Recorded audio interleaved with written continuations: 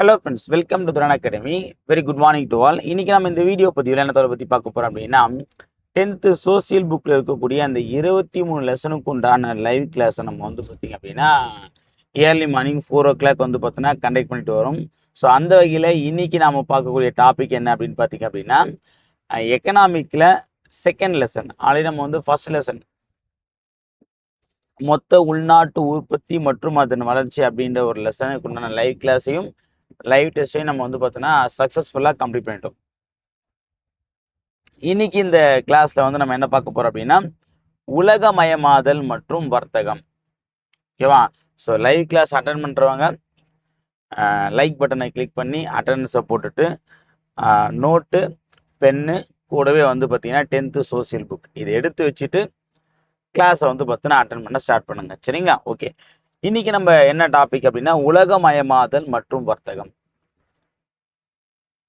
இந்த 23 லெசன்ல ரொம்ப ஈஸியாக நாம் முடிக்கக்கூடிய ஒரு லெசன் எது கேட்டிங்க அப்படின்னா, இந்த உலகமயமாதல் மற்றும் வர்த்தகம் தான். ஆனால் என்ன ஒரு விஷயம் அப்படின்னா, சில விஷயங்கள் இதில் நமக்கு அண்டர்ஸ்டாண்ட் ஆகாது. சில வார்த்தைகள் நமக்கு பார்த்தீங்கன்னா புரியறது ரொம்ப கஷ்டமாக இருக்கும். ஓகேவா? அதனால் பார்த்தீங்கன்னா ரொம்ப கம்மியான பக்கங்களை கொண்டிருந்தாலும் ஓகேவா, எக்ஸாம் பாயிண்ட் ஆஃப் வியூவில் பார்த்தீங்கன்னா கண்டென்ட்டும் ரொம்ப கம்மியான இதுவாக இருந்தாலுமே நமக்கு அண்டர்ஸ்டாண்ட் ஆகாத நிறைய வேர்ட்ஸ் எல்லாம் இதில் இருக்கிறதுனால இது நமக்கு ஒரு டஃப்பான ஒரு டாப்பிக்காகவே தோன்றும். ஓகேவா? இந்த 1991 பார்த்தீங்கன்னா புதிய பொருளாதார கொள்கை அப்படின்ற ஒரு விஷயத்த பார்த்தீங்கன்னா நம்ம இந்தியாவில் இம்ப்ளிமெண்ட் பண்ணுறாங்க. ஓகேங்களா? ஏன் அப்படின்னா, அந்த 1991 வரைக்கும் நம்ம இந்திய பொருளாதாரம் ஒரு லெவல் இருந்துச்சு. அதுக்கப்புறம் ஒரு புதிய பரிமாணத்தை நோக்கி போச்சு. அதனால் நம்ம இந்திய பொருளாதாரம் எந்த அளவுக்கு உயர்ந்தது அப்படின்றத நம்ம கண்கூட பார்த்தோம். ஸோ அப்படின்னும் போது அந்த 1991ஆம் ஆண்டு இந்த புதிய பொருளாதார கொள்கையில் 3 முக்கியமான விஷயங்களை பார்த்தோன்னா சொன்னாங்க. என்ன அப்படின்னா, எல்பிஜி. ஓகே, எல்பிஜினா லிக்விஃபைடு பெட்ரோலியம் கேஸ் கிடையாது, அதை பற்றி நான் சொல்ல வரல. Liberalisation, privatisation, globalisation. ஓகேவா? அதாவது தாராளமயமாதல், தனியார் மயமாதல், உலகமயமாதல். இதில் 3வது மிக முக்கியமான விஷயமா பார்க்கப்பட்டது என்ன அப்படின்னா, உலகமயமாதல். ஓகேவா? அந்த உலகமயமாதல் பற்றியும் உலக அளவில் இந்திய வர்த்தகம் அல்லது உலக அளவில் வர்த்தகமானது எப்படி நடைபெறுது அப்படின்றத பற்றியும், அந்த வர்த்தகம் ஒரு நாடுடைய பொருளாதாரத்துக்கு எந்த அளவுக்கு முக்கியம் அப்படின்றத பற்றி நம்ம பார்க்க போகிறோம். ஓகேவா? இதில் நிறைய வளவலன் டாபிக்லாம் கொடுத்துட்டு இருப்பாங்க. சரியா? இதில் நம்ம கிரிப்ஸ் அண்ட் கிளியராக சில டாபிக் எக்ஸாம் பாயிண்ட் ஆஃப் வியூவில் கவர் ஆகக்கூடிய டாப்பிக்கை மட்டும் டீப்பாக நம்ம அனலைஸ் பண்ணி வித்தின் 1 ஹவருக்குள்ளே இந்த லெசன் நம்ம என்ன பண்ண போகிறோம், கம்ப்ளீட் பண்ண போகிறோம். சரியா? நீங்கள் நினைக்கிற மாதிரி ரொம்ப பெரிய லெசன்லாம் கிடையாது, ரொம்ப காம்ப்ளிகேட்டான லெசன்லாம் கிடையாது. சில டேர்ம்ஸ், சில வேர்ட்ஸ் எல்லாம் நம்ம பார்த்தீங்கன்னா அண்டர்ஸ்டாண்ட் பண்ணிட்டோம் அப்படின்னா சில கீவேர்ட்ஸை வச்சு இந்த லெசன் நம்ம ரொம்ப ஈஸியாக முடிச்சிடலாம். ஓகேவா? சரி, இதுக்கப்புறம் இந்த லெசனை பற்றி பில்டப் கொடுக்காம டேரெக்டாக டாபிக் போயிடலாம். ஃபர்ஸ்ட் பாருங்க, இன்ட்ரோடக்ஷன் என்ன கொடுத்துருக்காங்க அப்படின்னா, தாராளமயமாக்கல், தனியார் மயமாக்கல் மற்றும் உலகமயமாக்கல். நமது அரசாங்கம் 1991ஆம் ஆண்டு இவற்றை நடைமுறைப்படுத்தியது. நான் சொன்ன பார்த்தீங்கன்னா புதிய பொருளாதார கொள்கை மூலமாக அப்போது இருந்த அரசு, அதாவது ராம் மற்றும் மன்மோகன் தலைமையிலான அரசு தான் செயல்படுத்தியிருப்பாங்க. சரியா? இதில் நமக்கு இந்த உலகமயமாக்கலை பற்றி தான் அங்கே கொடுத்துருக்காங்க. உலகமயமாக்கல் என்பது உலக பொருளாதாரத்துவ நாடுகள் ஒருங்கிணைப்பதாகும். ஓகேங்களா? சொல்லக்கூடிய விஷயங்கள் என்ன அப்படின்னு பார்த்தீங்க அப்படின்னா, இந்த உலகமயமாக்கல்னா என்ன அப்படின்னு பார்த்தீங்க அப்படின்னா, இந்த உலக பொருளாதாரத்துவ நாடுகளை பார்த்தீங்க அப்படின்னா ஒருங்கிணைப்பு தான் என்னுடைய மிக முக்கியமான நோக்கமாக இருக்குது. சரிங்களா? இப்போ ஒரு டாபிக், ஒரு பொருளை நம்ம உலகமயமாக்கணும், உலக அளவில் சந்தைப்படுத்தணும் அப்படின்னும் போது பல்வேறு நாடுகளுக்கு பார்த்தீங்க அப்படின்னா அந்த பொருட்களை நம்ம கொண்டு போவோம். சரியா? கொண்டு போயிட்டு அதை நம்ம விற்பனை செய்யும்போது இப்போ கொக்கோ கோலா கம்பெனி இருக்குது. ஓகேவா? அது உலகம் முழுக்க இருக்குது. அப்போது அந்த கம்பெனி பார்த்தீங்கன்னா உலகமயமாகத்துக்கு மிக முக்கியமான காரணம் பார்த்தீங்கன்னா பல்வேறு நாடுகளில் அதனுடைய வர்த்தகத்தை பார்த்தீங்கன்னா நிலைநாட்டுறது தான். அது விளம்பரம் மூலமாக இருக்கலாம், அல்லது பார்த்தீங்கன்னா ஒரு வியாபார யுக்தியாக கூட இருக்கலாம். அது பல்வேறு நாடுகளில் பார்த்தீங்கன்னா அவங்க செயல்படுறதுக்கு அப்போது ஒரு பொருள் உலகத்தரத்தில் அல்லது உலக அளவில் பார்த்தீங்கன்னா சேலாகுது அப்படின்னாலே உலகம் முழுக்க அதனுடைய வர்த்தகமானது நீண்டு இருக்குன்னு அர்த்தம். ஓகேவா? ஸோ இந்த மாதிரி வந்து பார்த்தீங்கன்னா உலகளவில் அது விற்பனை செய்யப்படும் போது அதனுடைய உற்பத்தியும் அதிகரிக்கும், அதனுடைய பிராண்ட் வேல்யூ இன்க்ரீஸ் ஆகும், அதுவும் நிறைய வேலை வாய்ப்பும் கிடைக்கும். அதனால் வந்து பார்த்தீங்கன்னா பொருளாதாரம் மேம்படும், உலக ரீதியாக வந்து பார்த்தீங்கன்னா அந்த பணத்துடைய மதிப்பு அதிகரிக்கும். இந்த மாதிரி பல்வேறு ரீசனால தான் இந்த உலகமயமாக்கல் அப்படின்ற ஒரு விஷயம் வந்து மிக முக்கியமான விஷயமா பார்க்கப்படுது. ஓகேவா? இப்போ எக்ஸாம்பிளோட பார்த்தீங்க அப்படின்னா, இப்போ நம்ம ஊருக்குள்ளே மட்டும் ஒரு பிஸ்னஸ் பண்ணுறோம் அப்படின்னா அது ஒரு ப்ராஃபிட்டு. இதுவே வந்து பார்த்தீங்கன்னா இந்திய லெவலில் பண்ணுறோம் அப்படின்னா அது ஒரு ப்ராஃபிட்டு. இதுவே இந்தியா போன்ற இன்னும் பல்வேறு நாடுகளில் நம்ம வந்து பண்ணுறோம் அப்படின்னா அது நமக்கு என்னது ப்ராஃபிட்டை இன்னும் இன்க்ரீஸ் பண்ணி தான் கொடுக்க போகுது. அப்போ உலகமயமாதல் மூலமாக என்ன ஆகும் அப்படின்னா அந்த பிஸ்னஸ் பண்ணக்கூடிய அந்த கம்பெனியுடைய பொருளாதாரம் உயரமும், அந்த கம்பெனிக்கு சொந்தமாக இருக்கக்கூடிய அந்த நாடுடைய பொருளாதாரமும் என்ன ஆகும், கணிசமாக உயரும். ஓகேவா? ஸோ இதான் வந்து உலகமயமாக்கலுடைய மிக முக்கியமான விஷயமா பார்க்கப்படுது. சரிங்களா? ஓகே. அப்படின்னும்போது பார்த்தீங்க அப்படின்னா இதனுடைய வரலாறு ஆக்சுவலாக வந்து நம்ம சிலபஸில் கிடையாது, ரொம்ப டீப்பாக படிக்கின்ற அவசியம் கிடையாது, சும்மா ஒரு கிளான்ஸ் வந்து பார்த்துக்கோங்க. ஓகேவா? நமக்கு மெயினாக வந்து உலகமயமாக்கக்கூடிய கான்செப்டும் இந்த வர்த்தக முறையை பற்றி நம்ம தெரிஞ்சுட்டாலே போதுமானது. ஓகேவா? உலகமயமாக்கல் என்ற சொல் பேராசிரியர் தியோடோர் லெவிட் என்பவரால் அறிமுகப்படுத்தப்பட்டது. எனது தியோடோர் லெவிட் என்பவரால் என்ன பண்ணியிருப்பாங்க, அந்த உலகமயமாக்கல் அப்படின்ற வார்த்தையை காயின் பண்ணியிருப்பாங்க. ஓகேங்களா? இதில் பாருங்கள், தொன்மையான உலகமயமாக்கல். ஆக்சுவலாக வந்து உலகமயமாக்கல் 3 கான்செப்டாக பிரிக்கிறாங்க. தொன்மையான உலகமயமாக்கல், இடைப்பட்ட உலகமயமாக்கல், நவீன உலகமயமாக்கல்.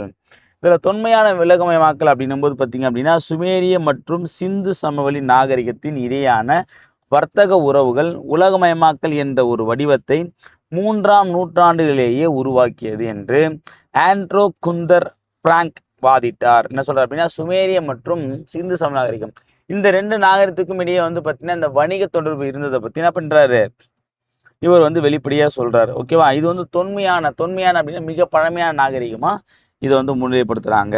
வேற முக்கியமான விஷயம் கிடையாது.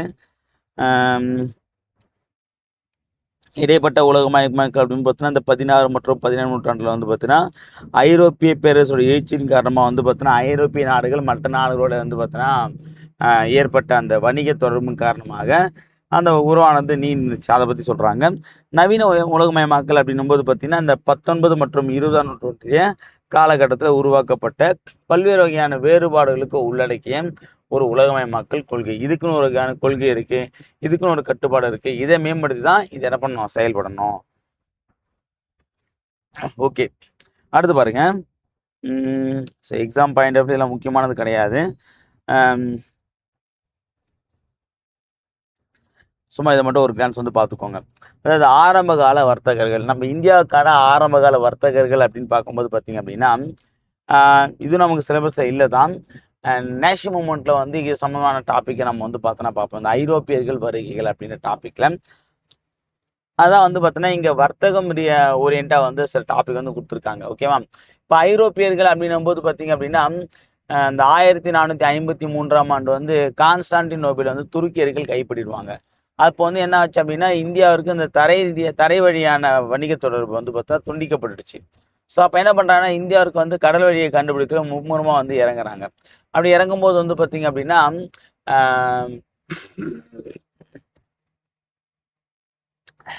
இதில் வந்து இந்த ஐரோப்பியர்களில் ஃபஸ்ட்டு போர்ச்சுகீஸ் தான் என்ன பண்ணுறாங்க அப்படின்னா முன்னாடி வராங்க. இதில் பார்த்தோமே டயஸ் அவர் தான் வந்து ஆக்சுவலாக வந்து ஃபஸ்ட்டு இதுக்கு பிள்ளையார் சொல்லி போகிறாரு. அப்படியே நம்ம இந்தியா வரத்துக்கு முன்னாடி இந்த ஆப்பிரிக்காவுடைய தென்கோடி முனையை அடையிறாரு. அது வரைக்கும் வந்து அதுக்கப்புறம் கடுமையான புயல் ஏற்படுறதுனால அதுக்கு இது வரைக்கும் வந்ததுனால இதுக்கு புயல் முனை அப்படின்னு சொல்லிட்டு பேர் வச்சுட்டு அவர் ரிட்டர்ன் போயிடுறாரு. அதுக்கப்புறம் வந்து பார்த்தீங்கன்னா 1498 வாக்கில் வந்து பார்த்தீங்க அப்படின்னா ஒருத்தர் யார் அப்படின்னா வாஸ்கோடா காமா மே மாதம் கிட்ட வந்து பார்த்தீங்கன்னா அவர் ரீச் ஆவார். அவர் வந்து பார்த்தீங்கன்னா இந்த தென்கோடி முனை வரைக்கும் வந்திருப்பார். அது வரைக்கும் வரத்துக்கு அவருக்கு நம்பிக்கை கொடுத்ததுனால அதுக்கு நன்னம்பிக்கை முனை அப்படின்னு சொல்லிட்டு பேர் வச்சுட்டு அதுக்கப்புறம் இந்தியாவுக்கான கடல் வழியை கண்டுபிடிச்சி கேரளாவில் போயிட்டு என்ன பண்ணுறாரு அப்படின்னா இறங்குறாரு. ஓகேவா? ஸோ அதுக்கப்புறம் தான் வந்து பார்த்தீங்கன்னா வாஸ்கோடா காமா 2வது முறையாக வரும்போது நிறைய வணிகர்களை கூப்பிட்டு வந்து வியாபாரம் செய்கிறாரு. வியாபாரம் பெருகுது. அதுக்கப்புறம் அதை பார்த்து வந்து ஒவ்வொரு நாட்டிலேருந்து ஒவ்வொருத்தர் என்ன பண்ணுறாங்க அப்படின்னா இந்தியா நோக்கி படையெடுக்க ஆரம்பிக்கிறாங்க.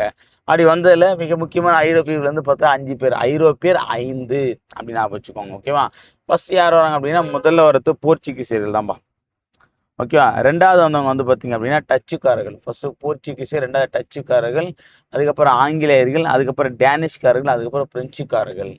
இந்த 5 பேர்கள் என்னென்ன வணிகத்தை அமைச்சாங்க, எப்படி வந்தாங்க, எந்த ஆண்டு வந்தாங்கன்ற தகவலை பற்றி மட்டும் நாம் பார்த்துட்டு இந்த பகுதியை கடந்து போயிடலாம். ஓகேவா. ஃபர்ஸ்ட் பாருங்க, வாஸ்கோட காமாவால் ஐரோப்பியாவிலிருந்து இந்தியாவிற்கு நம்பிக்கை முனை வழியாக புதிய கடல் பாதை கண்டுபிடிக்கப்பட்டது. அது நாகரிக உலகத்தின் மீது பல விளைவுகளை ஏற்படுத்தியது. இப்போ எக்ஸாம்பிள் வந்து பார்த்தீங்கன்னா அந்த பாதை அப்படின்னும் போது இங்கே இருக்கு பாருங்க. ஆக்சுவலாக வந்து ஐரோப்பிய நாடு இருக்கு பார்த்தீங்களா. இந்த ஐரோப்பிய நாடு வந்து பார்த்தீங்கன்னா ஆக்சுவலாக இப்படி வராங்க, இங்கேருந்து இப்படி வந்து கடமை வந்து இந்த இடத்துல இந்த கார்னர் பகுதி வந்து பார்த்தீங்கன்னா கடுமையான புயல் வீசிட்டே இருக்குது எப்பொழுதுமே. ஓகேங்களா. ஸோ அப்படின்னும் போது பார்த்தீங்கன்னா இது வரைக்கும் வந்து தான் பாத்திரமேடேஸ். இதுக்கப்புறம் வந்து இங்கேருந்து இப்படி கடந்து இந்த இடத்துல வந்து நம்ம இந்தியாவுக்கு இந்த கேரளாவில் வந்து என்ட்ரி தான் யார், வாஸ்கோட காமா. இது வரைக்கும் வந்து இவருக்கு நம்பிக்கை தான் சொல்கிறாங்க, நன்னம்பிக்கை முனைன்னு சொல்லிட்டு அழைக்கிறாங்க. அதை பற்றி சொல்லியிருக்காங்க பாருங்க. ஓகேவா. என்ன பண்ணுறாங்க அப்படின்னா ஐரோப்பியிலேருந்து இந்தியாவிற்கு நம்பிக்கை முனை வழியாக புதிய கடல் பாதை கண்டுபிடிக்கப்பட்டது. ஃபர்ஸ்ட் வந்து பார்த்தீங்கன்னா போர்ச்சுகீசியர் சொல்லுவாங்க பாருங்க. வாஸ்கோடா காமாவின் தலைமையின் கீழ் போர்ச்சுகீசியர் மே 1498 கள்ளிக்கோட்டைக்கு வாணிபத்திற்காக வந்தனர். கள்ளிக்கோட்டை, இந்த கள்ளிக்கோட்டை எங்க இருக்கு அப்படின்னு பார்த்தீங்கன்னா கேரளாவில் இருக்கு. மன்னர் சாமரின் அப்படின்ற ஒரு மன்னர் தான் என்ன பண்ணியிருப்பார் அப்படின்னா கேரளாவில் இந்த வாஸ்கோடா காமா வந்து பார்த்தீங்கன்னா வரவேற்றிருப்பார். சரிங்களா. ஓகே. அப்போ அப்படின்னும்போது பார்த்தீங்க அப்படின்னா வந்துட்டு இவர் கடல் வழியை கண்டுபிடிச்சி ஒரு மாலுமி தானே, இவர் வந்து வியாபாரம் எதுவும் பண்ணலை. இவர் மாலுமி அப்படின்றது என்ன பண்ணுறாரு அப்படின்னா கடல் வழியை கண்டுபிடி தான் இவர் வேலை. கடல் வழியை வந்து கண்டுபிடிச்சிட்டாரு. கண்டுபிடிச்சதுக்கப்புறம் என்ன பண்ணார் அப்படின்னா 2வது முறையாக தான் அந்த ஒரு வணிகரை வந்து கொண்டு வராரு. 1502 என்ன பண்ணுறாரு அப்படின்னா 2வது முறையாக பயணத்தை வந்து மேற்கொள்கிறார். ஓகேவா. ஸோ அப்போ வந்து பார்த்திங்கன்னா வந்து இந்த கள்ளிக்கோட்டை, கொச்சின், கண்ணனூர் ஆகிய இடங்களை வந்து பார்த்திங்கன்னா வர்த்தகத்தை நிறுவனத்துக்கு உண்டான வழியை வந்து பார்த்திங்கன்னா செயல்படுத்துகிறாரு. அதன் மூலமாக வந்து பார்த்திங்கன்னா வணிகர்களையும் வந்து பார்த்தோன்னா கூட கூட்டினார். கேப்ரல் அப்படின்ற ஒரு வணிகரும் வந்து என்ன பண்ணார் அப்படின்னு இவர் கூட வந்து வருவாங்க. சரிங்களா. ஸோ அதுக்கப்புறம் வந்து பார்த்திங்கன்னா போர்ச்சுகீஸுடைய அந்த வணிகத்தலமானது ஒவ்வொரு இடத்துல வந்து விரிவடைய ஆரம்பிக்குது.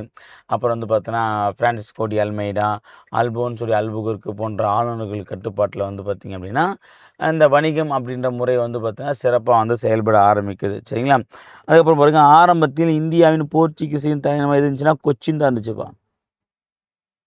அது எங்கே இருக்குது, கேரளாவில் இருக்குது. சரியா. அடுத்து 2வது யார் வராங்க அப்படின்னா டச்சுக்காரர்கள். 2வது வர்றது யார் அப்படின்னு பார்த்தீங்கன்னா டச்சுக்காரர்கள். இவங்க வந்து பார்த்தீங்கன்னா 1596 டச்சுக்காரர்கள் பல பயணங்கள் மேற்கொண்டு டச்சு கிழக்கிந்திய நிறுவனத்தை 1602 உருவாக்குறாங்க. அது டச்சு கிழக்கிந்திய கம்பெனி எப்போ உருவாக்குறாங்க அப்படின்னா 1602. ஓகேவா. இது பாருங்கள் 1605 அட்மிரல் வான்டர் ஹக்கேன் என்பவரால் டச்சு நிறுவனம் மசூலிப்பட்டினம், தேவனாம்பட்டினம் ஆகிய இடங்களில் நிறுவப்பட்டது. ஓகேவா. அந்த டச்சு நிறுவனம் எங்கே ஆரம்பிக்கிறாங்க, மசூலிப்பட்டினம், ஆந்திரா. நான் வச்சுக்கோங்க. டச்சு கிழக்கிந்திய கம்பெனி வந்து ஃபஸ்ட்டு எங்கே ஆரம்பிக்கிறாங்க அப்படின்னா நம்ம இந்தியாவின்னு பார்க்கும்போது மசூலிப்பட்டினம். இது எங்கே இருக்குன்னா ஆந்திராவில் இருக்குது. அதுக்கப்புறம் பாருங்கள், இந்த டச்சுக்காரர்கள் வந்து மிக முக்கியமான கடமையை என்ன பார்க்குறாங்க அப்படின்னா இண்டிகோ அந்த சாயச்செடி, வங்க கச்சா பட்டு இது ஏற்றுமதி பண்ணுறது மிக முக்கியமான வேலையாக இருந்திருக்கு. இந்தியாவில் டச்சுக்காரர்கள் தலைமையிடமாக எது இருந்துச்சு அப்படின்னா பழவேற்காடு, இந்த புலிக்காட்டு ஏரின்னு சொல்லும் பார்த்தீங்கன்னா பழவேற்காடு அதான் வந்து இருந்திருக்கு. ஓகேவா. ஸோ அதோட டச்சுக்காரர்கள் கான்செப்டும் ஓவர். 3வது வந்து என்ன, ஆங்கிலேயர்கள். ரொம்ப ரொம்ப முக்கியமானவங்கப்பா. ரொம்ப ரொம்ப டேஞ்சரஸ், வெரி டேஞ்சரஸ் பர்சன் சொல்லும் பார்த்தீங்கன்னா அது யாருன்னா ஆங்கிலேயர்கள் தான். டிசம்பர் 31, 1600 என்ன பண்ணுறா அப்படின்னா கிழக்கிந்திய கம்பெனி நிறுவனம் துவங்குவதற்கு எலிசபெத், ராணி எலிசபெத், இங்கிலாந்து மகாராணி என்ன பண்ணுறாங்க, ராணி எலிசபெத் என்ன பண்ணுறாங்க, பட்டயம் வழங்கப்படுது. ஓகேப்பா, ஓகே, இந்த ஈஸ்ட் இந்தியன் கம்பெனின்ற ஒரு கம்பெனியை நீங்கள் ஆரம்பிச்சுக்கலாம் அப்படின்ற ஒரு அந்த ஒப்புதல் வந்து பார்த்தோன்னா வாங்குறாங்க. ஓகேவா. அதுக்கப்புறம் பாருங்கள் 1611 மசூலிப்பட்டினத்திலும் 1626 பழவேற்காடு அருகிலும் நிறுவினார்கள். என்ன பண்ணுறாங்க, அவங்களுடைய ஆதிக்கத்தை. கோல்கொண்டாவின் சுல்தான் ஆங்கிலேயர்களுக்கு கோல்டன் ஃபயர்மேன் என்ற பட்டத்தை வழங்கி 1632 அவர்களை தங்கள் ராஜ்ய துறைமுகங்களில் இலவசமாக வர்த்தகம் செய்யும் அனுமதியும் வழங்கினார். யார்? கோல்கொண்டாவின் சுல்தான் என்ன பண்ணுறாரு? ஆங்கிலேயர்களுக்கு வந்து ஒரு பட்டம் என்னென்னா கோல்டன் ஃபயர்மேன் அப்படின்ற ஒரு பட்டத்தை வந்து கொடுக்குறாரு. சரிங்களா? அது மட்டும் இல்லாமல் 1532 ராஜி இவருக்கு உட்பட்ட துறைமுகங்களை வந்து பார்த்தீங்கன்னா இலவசமாக நீங்கள் வர்த்தகம் பண்ணிக்கலாம், அதுக்காக அந்த சுங்க கட்டணம் அதெல்லாம் எதுவுமே நீங்கள் கட்ட வேண்டிய அவசியம் இல்லை அப்படின்றதையும் சொல்கிறாரு. அடுத்து பாருங்கள், 1639 ஆண்டில் ஆங்கிலேயர்களால் சென்னையில் ஒரு வலுவான கோட்டை கட்டப்பட்டது. இதான் என்ன சொல்கிறாங்க? சென்னை ஜார்ஜ் கோட்டை. இது எப்போ கட்டுறாங்க? 1639. ஃப்ரான்சிஸ் டே தான் வந்து பார்த்தீங்கன்னா சென்னையை வந்து சென்னப்ப நாயக்கர் அவர்கிட்டருந்து விலைக்கு வாங்கி இந்த இடத்துல வந்து பார்த்திங்கன்னா சென்னையை வந்து அதாவது ஜார்ஜ் கோட்டையை வந்து கட்டியிருப்பார். நான் வச்சுக்கோங்க. ஓகேவா? அடுத்து டேனிஷ்காரர்கள். ஓகேங்களா? டேனிஷ் 4வது நபர் யார் அப்படின்னா டேனிஷ்காரர்கள். இவங்க பார்த்தீங்க அப்படின்னா 1616 ஆண்டில் இந்தியாவிற்கு வருகை புரிந்து டேனிஷ் கிழக்கிந்திய நிறுவனம் ஒன்றை நிறுவினர். எப்போ? 1616. 1616. 1620 ஆண்டில் இந்தியாவில் டேனிஷ் குடியேற்றங்களால் ட்ரங்குபார் அதாவது தரங்கம்பாடியில் தலைமையிடம் நிறுவப்பட்டது. ஓகேவா? அப்போ இவருடைய தலைமை எங்கே இருக்குது? தரங்கம்பாடி, நம்ம தமிழ்நாட்டில். டேனிஷ்காரோட தலைமை எங்கே இருக்குது? தரங்கம்பாடி. ஓகேவா? நான் வச்சுக்கோங்க.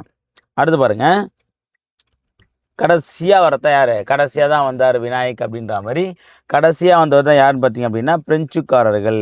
இந்தியாவில் பிரெஞ்சுக்காரர்கள் 1668 ஆண்டில் கோல்கொண்டாவின் சுல்தானிடம் அனுமதி பெற்று முதல் பிரெஞ்சு தொழிற்சாலையை நிறுவுறாங்க. என்ன பண்ணுறாங்க? முதல் பிரெஞ்சு தொழிற்சாலையை வந்து எங்கே நிறுவுறாங்க அப்படின்னா 1668 தான் நிறுவ ஆரம்பிக்கிறாங்க. சரிங்களா?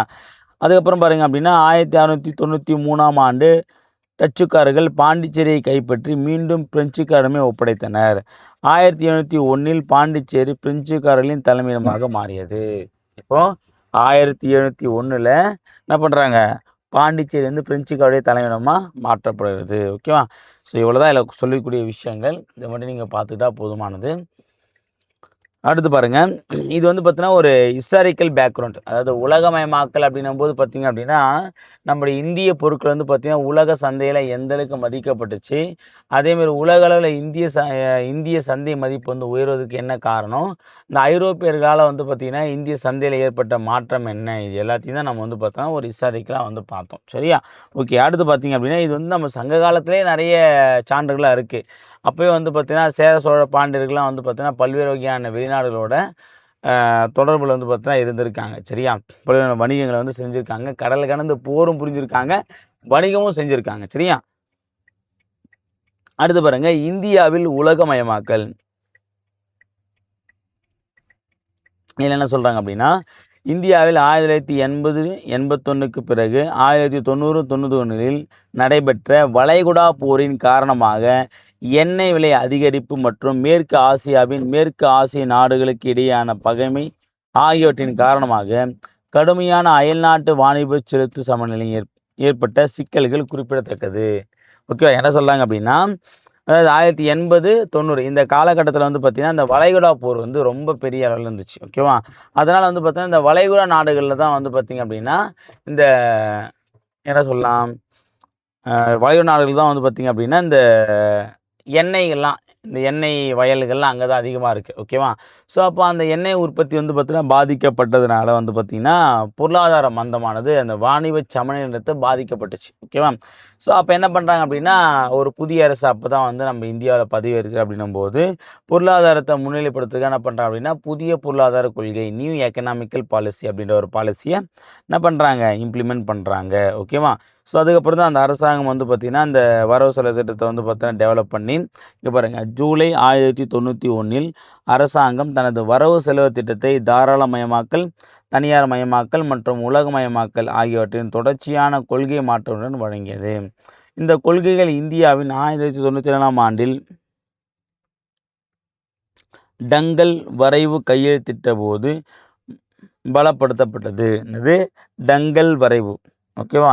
ஸோ அது வந்துக்குன்னு பார்த்திங்கன்னா இது மிகப்பெரிய அளவில் ஓகே இதுக்கப்புறம் இதான் நம்ம ஃபைனல் அப்படின்ற அளவுக்கு வந்து பார்த்திங்கன்னா ஒரு கான்ஃபிடண்ட்டான ஒரு கொள்கையாக இந்த எல்பிஜி அப்படின்ற பாலிசி என்ன பண்ணுறாங்க அப்படின்னா இம்ப்ளிமெண்ட் பண்ணுறாங்க. ஓகேங்களா? அடுத்து பாருங்கள், உலகமயமாக்கல் சார்ந்த சீர்திருத்தங்கள். ஓகேவா? இது என்ன அப்படின்னா இந்த புதிய பொருளாதார கொள்கை கொண்டாந்து பார்த்தீங்கன்னா அதில் உலகமயமாக்கல் அப்படின்னும் போது அதில் என்னென்ன நார்ம்ஸ் அண்ட் கண்டிஷன்லாம் வச்சுருக்காங்கன்றத நம்ம வந்து பார்க்கலாம். சரியா? ஃபஸ்ட்டு பாருங்கள், சில தொழிற்சாலைகளை தவிர தொழில் உரிமம் பெறுவதை நீக்கியது. அது சில தொழிற்சாலையை தவிர தொழில் உரிமம் பெறுவதை நீக்கியது அப்படின்னா என்னது அப்படின்னா, அதுக்கு முன்னே வந்து ஒரு தொழில் நம்ம தொடங்கணும் அப்படின்னா அதுக்கு மிகப்பெரிய அளவில் வந்து பார்த்திங்க அப்படின்னா அந்த தொழிலை நம்ம தொடங்கணும் அப்படின்னும்போது அதுக்கு வந்து பார்த்திங்கன்னா நிறைய அந்த டேர்ம்ஸ் அண்ட் கண்டிஷனாக இருக்கட்டும், அதே மாதிரி வந்து பார்த்திங்கன்னா நிறைய ஸ்டெப்ஸ் இருக்குது. இங்கே சைன் வாங்கணும், இவங்ககிட்ட பர்மிஷன் வாங்கணும், அவங்கக்கிட்ட பர்மிஷன் வாங்கணும், அந்த மாதிரி வந்து நிறைய அந்த சிக்கல்கள் இருந்துச்சு. அந்த காம்ப்ளிகேட்டான அந்த ஸ்டெப்ஸை வந்து பார்த்தீங்கன்னா கடந்து போத்து எல்லாரும் பயந்து என்ன பண்ணுறேன் அப்படின்னா, போட நான் தொழிலே தொடங்கலை, இதுக்கு நான் வந்து பார்த்திங்க அப்படின்னா சும்மாவே இருக்கிறேன், இல்லைன்னா ஒரு ப்ரைவேட் வேலைக்கு கவர்மெண்ட் வேலைக்கு போயிடுன்னு சொல்லிட்டு சொல்லிடுறாங்க. ஓகேவா? பொதுவாக வந்து மற்ற கண்ட்ரியை கம்பேர் பண்ணும்போது நம்ம இந்தியாவில் ஒரு பிஸ்னஸ் தொடங்கினோட இப்போ வந்து அதர் கண்ட்ரிலாம் பார்க்கும்போது பார்த்திங்கன்னா ஒரு 1 or 2 இயர்ஸ் வந்து பார்த்தீங்கன்னா ஒரு ஒர்க் பண்ணுறாங்க அப்படின்னா அதுக்கப்புறம் என்ன பண்ணால் அவங்க அந்த ஒர்க்கை கற்றுக்கிட்டு அதை பேஸ் பண்ணி ஒரு பிஸ்னஸ் ஸ்டார்ட் பண்ணிடுவாங்க. ஓகேவா? பிஸ்னஸ் மேன்ஸ் அங்கே அதிகமாக இருப்பாங்க. ஆனால் நம்ம இந்தியாவில் வந்து பார்த்திங்க அப்படின்னா அப்படியே என்டையராக வேறு. இந்தியாவில் வந்து பொதுவாக வந்து பணிகள் தான், அதாவது வேலைக்கு போகணுன்ற எண்ணம் தான் இருக்கே தவிர, ஓகேவா, ஒரு வணிகம் செய்யணும், ஓகே, ஒரு பிஸ்னஸ் பண்ணணும் அப்படின்ற ஒரு தாட் வந்து பார்த்தீங்கன்னா மேக்ஸிமம் வந்து நமக்கு வரதில்லை. ஏன் அப்படின்னா அந்த கம்ஃபர்ட் ஜோனை விட்டு நம்ம வரத்துக்கு தயங்குறோம். சரியா? அதுக்கான காரணமும் இதுதான். இந்த மாதிரியான செயல்பாடுகள் தான். இப்போ பொதுவாகவே பார்த்தோன்னு வச்சுங்களேன், இப்போ நான் ஒரு கம்பெனி ஆரம்பிக்க போகிறேன் அப்படின்னும்போது நம்ம வீட்டில் எல்லாருமே என்ன சொல்லுவாங்க அப்படின்னா, அதுக்கு பர்மிஷன் வாங்கிறதுக்குள்ளேயே உனக்கு 2 வருஷம் ஆகிடும், 3 வருஷம் ஆகிடும் சொல்லுவாங்க. ஸோ அப்போ என்னன்னா அந்த பர்மிஷன் வாங்கிறதுக்கே இந்த மாதிரியான கெடுபிடிகள்லாம் இருக்குது, லஞ்சம்லாம் கொடுக்கணும் அப்படின்னும்போது நமக்கு அந்த தொழிலை தொடங்குன்ற அந்த எண்ணமே போயிடும். எக்ஸாம்பிள் சிவாஜி படம். சிவாஜி படத்தில் வந்து பார்த்தீங்கன்னா வெளிநாட்டில் போயிட்டு அமெரிக்கா போயிட்டு ஒரு 50 கோடியோ 100 கோடியோ வந்து பார்த்தீங்கன்னா சம்பாதிச்சுட்டு வருவார் நம்ம சூப்பர் ஸ்டார். ஆனால் இங்கே என்ன பண்ணான்னா ஒரு பிஸ்னஸ் கூட கிடையாது, ஒரு சர்வீஸ் மோட்டிவ் தான் பண்ண நினைப்பார். ஆனால் அப்போ கூட என்ன பண்ண முடியல அவரால், அந்த இடத்துல வந்து எல்லாருக்கும் லஞ்சம் கொடுத்து கடைசியில் வந்து பார்த்தீங்கன்னா அந்த வேலையே ட்ராப் ஆகிட்ருக்கும். சரியா? அந்த மாதிரி தான் சொல்கிறாங்க. ஓகேவா? அப்போ சில தொழிற்சாலை என்ன பண்ணுறாங்க, ஒரு சில தொழிற்சாலைக்கு வந்து பார்த்திங்கன்னா அந்த ரூல்ஸ் அந்த உரிமம் பெறுவதற்கு உண்டான அந்த நடைமுறை வந்து தொடர்ந்துச்சு. ஏன் அப்படின்னா அதுக்கெல்லாம் கம்பல்சரி இருந்தால் தான் கரெக்டாக இருக்கும். எல்லாத்துக்கும் கவர்மெண்ட்டுடைய பர்மிஷன் வேணும் அப்படின்ற முறை வந்து நீக்கப்பட்டுச்சு. அவ்வளோதான் சிம்பிளாக சொன்னோம் அப்படின்னா. அடுத்து பாருங்கள், பொதுத்துறை நிறுவனத்திற்காக ஒதுக்கப்பட்ட தொழிற்சாலைகளின் எண்ணிக்கை குறைக்கப்பட்டது. எல்லாமே பொதுத்துறைக்கே ஒதுக்கணும் அப்படின்ற அவசியம் கிடையாது. தனியார் துறைக்கு என்ன பண்ணுறாங்க அப்படின்னா கொடுக்க ஆரம்பிக்கிறாங்க. ஸோ இது மூலமாக என்ன அப்படின்னா இந்தியாவை தாண்டி பல நாடுகள், பல தனியார் நிறுவனங்கள் வந்து பார்த்தீங்கன்னா இந்தியாவில் வந்து பார்த்தீங்கன்னா வணிகம் செய்யும் போது அப்போ என்ன ஆட்டோமேட்டிக்காக ப்ரைவேட் கம்பெனிஸ் வந்து உள்ள என்ட்ரி ஆக ஆரம்பிக்குது. சரியா? அடுத்து பாருங்கள், இந்தியாவின் பொருள்களின் ஏற்றுமதி பரிமாற்றத்தின் நிலையான பணத்தின் மாற்று வீதத்தை சரி செய்தது. ஓகேவா? ஒரு நிமிஷங்க.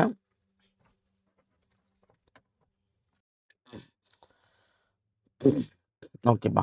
அடுத்து பாருங்க, வெளிநாட்டு தனியார் துறை நடப்பு கணக்கில் இறக்குமதி வரி குறைப்பதன் மூலம் வர்த்தகத்தில் ரூபாய் மாற்றத்தை உருவாக்கியது. அதாவது வெளிநாட்டு தனியார் துறை நடப்பு கணக்கில் இறக்குமதி குறைப்பது. இப்போ வெளிநாட்டு ஒரு கம்பெனி இருக்குது அப்படின்னும் போது அந்த கம்பெனியோட இறக்குமதி வரியை இங்கே நம்ம குறைக்கிறதுனால என்ன ஆச்சு அப்படின்னா இங்கே சேல்ஸ்ன்றது நம்ம ஆட்டோமேட்டிக்காக இன்க்ரீஸ் ஆகும். இப்போ எக்ஸாம்பிள் வந்து பார்த்தோன்னா வெளிநாட்டிலேருந்து ஒரு கம்பெனி ஒரு கார், இப்போ ஒரு ஆடி காரே வந்து நம்ம வந்து இந்தியாவில் இறக்குறாங்க அப்படின்னும்போது அந்த இறக்குமதி வரி வந்து ஒரு 10-20% குறைக்கிறான்னு வச்சுக்கலாமே. ஸோ அப்போ என்னென்னா 40 லட்ச ரூபாய் இருந்த அந்த ஒரு ஆடி காரோட விலை ஒரு 35 லட்சத்துக்கு வருது அப்படின்னும்போது அப்போ என்ன பண்ணாங்க மக்கள், 40 லட்சத்து 35 குறைஞ்சிருக்கு. ஸோ அப்போ என்ன அப்படின்னா 10 கார் வாங்கின இடத்துல ஒரு 20-30 கார்ன்றது இன்க்ரீஸ் ஆகும். ஸோ அப்போ அது மூலமாக என்ன ஆகும், இந்திய ரூபாயோட மதிப்பு வந்து அதிகரிக்கும். நிறைய பேர் மக்களுடைய வாங்கும் சக்தி என்ன ஆகும் அப்படின்னா ஆட்டோமேட்டிக்காக அதிகரிக்கும். அது மூலம் நம்முடைய வருமானமும் என்ன ஆகும், இன்க்ரீஸ் ஆகும். ஸோ அதான் வந்து சொல்கிறாங்க. அப்போ இறக்குமதி வரியை நம்ம வந்து பார்த்தோன்னா குறைப்பதனால அந்த வெளிநாட்டு நிறுவனங்களுடைய அந்த முதலீடு நம்மளால் அதிகமாக ஈர்க்க முடியும். அதே மாதிரி வந்து பார்த்தோன்னா மக்களுடைய வாங்கும் சக்தியும் அதிகரிக்க முடியும். இதுதான். அடுத்து பாருங்கள், அயல்நாட்டு செலவாணி ஒழுங்குமுறை பொருத்தமாக திருத்தப்படுது. ஓகே, அந்த ஃபாரின் டைரக்ட் இன்வெஸ்ட்மெண்ட் அப்படின்னு சொல்லக்கூடிய இந்த அயல்நாட்டு செலாவணி ஒழுங்குமுறை. ஸோ இது என்ன பண்ணுறாங்க அப்படின்னா ஒழுங்குபடுத்துகிறாங்க. ஓகேவா? ஏன் அப்படின்னா இப்போ வந்து நம்ம வந்து அயல்நாடுகளில் வந்து ஒரு முதலீடு செய்கிறோம். ஓகேவா? ஸோ அதை வந்து அந்த அயல்நாட்டு பொருட்கள் செலாவணின்னும் போது அதில் வந்து சரியான ஒழுங்குமுறை இல்லை அப்படின்னா நம்மளால் வந்து பார்த்திங்க அப்படின்னா அந்த பன்னாட்டு உறவுன்னும் போது மற்ற நாடுகளோட நம்ம வந்து வணிகம் செய்யக்கூடிய அந்த முறையில் மிகப்பெரிய சேஞ்சஸ் வந்து பார்த்தோன்னா கொண்டு வராங்க. ஓகேவா?